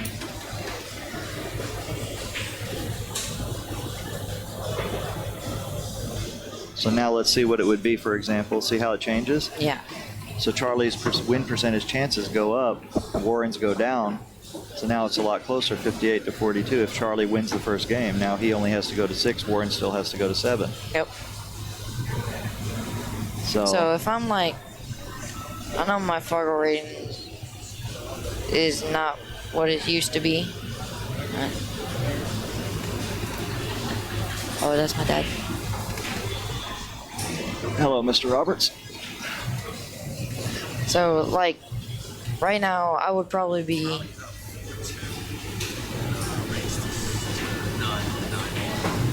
This is 9 ball? No. Oh, okay.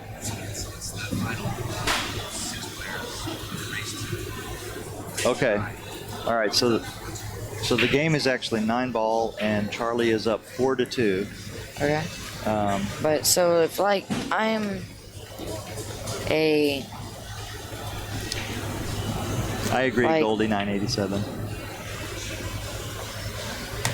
Yeah, but I know my Fargo rating's not that low since like a couple years back, and I know I gotten better in that. So All right. Well, let's do it this way. Pick a player around here that you know.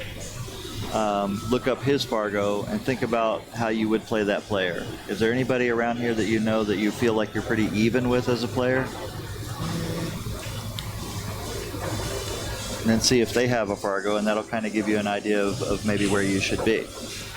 let's see.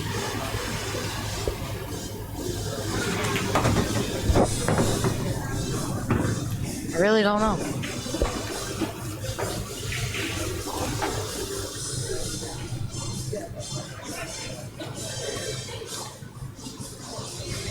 Or just pick a player that you know from back home. See if he's got a Fargo, and then you see what I'm saying? Yeah.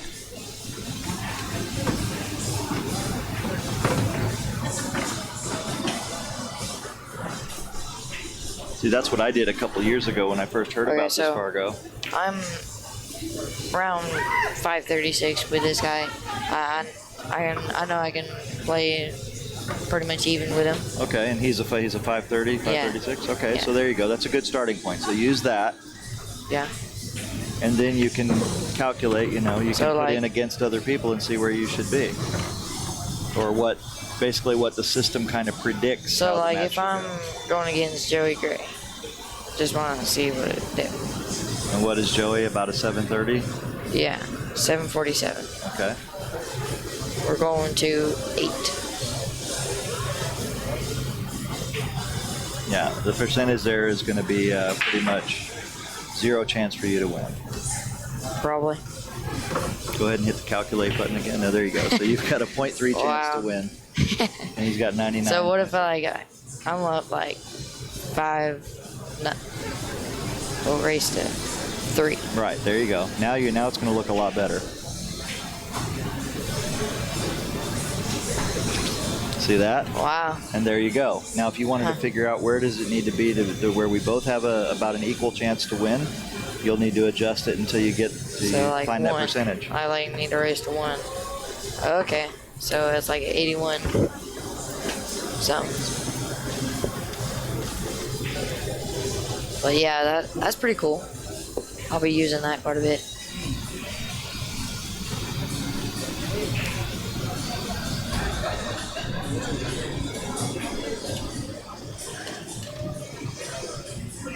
And then one other important thing to remember about Fargo, just to kind of the last point I want to make about this, is that in any given single set that you play against someone, well, Charlie just came with a fantastic shot. Sorry you guys couldn't see that over there, but I think that puts him up 5-2 right now in the race to 9 and 9 ball. In any given set, either player can play above or below their speed.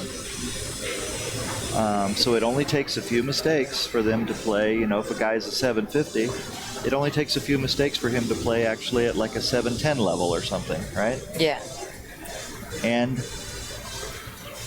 by the same token, he could be fully concentrated, and he could play like he's a 750, he could play like a 780 for 7 games. Yeah. So Fargo does its best to try to say, well, based on everything we know from the data, if 2 players match up with these speeds, this is what's likely to happen.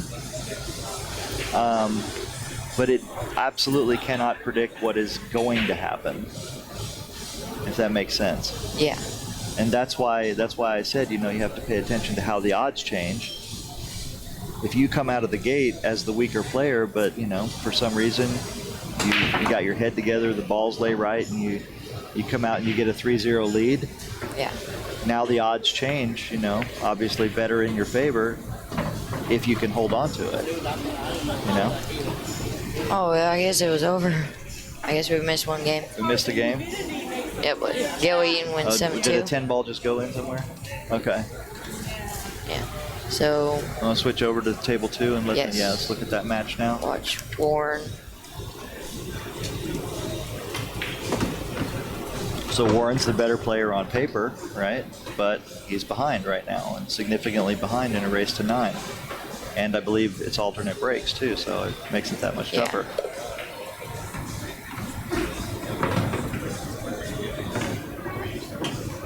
Alrighty, well, Eric, I am gonna take off. I'm gonna get my little girl home. It's great talking to you. So it was really, really great to meet you. Nice to meet you too. Keep up with your game. I will. And, you know, I hope to be watching and seeing a lot more of you in the future. Yep. So just remember, keep an open mind and keep hitting the balls. Okay. All right. Thanks a lot. You guys be safe. Thank you.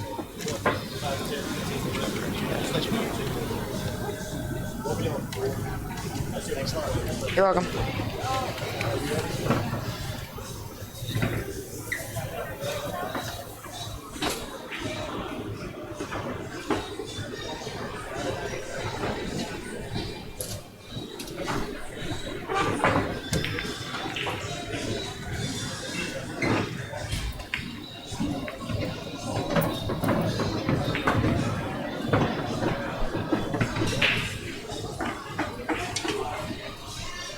So I don't know the score on this one, but that so.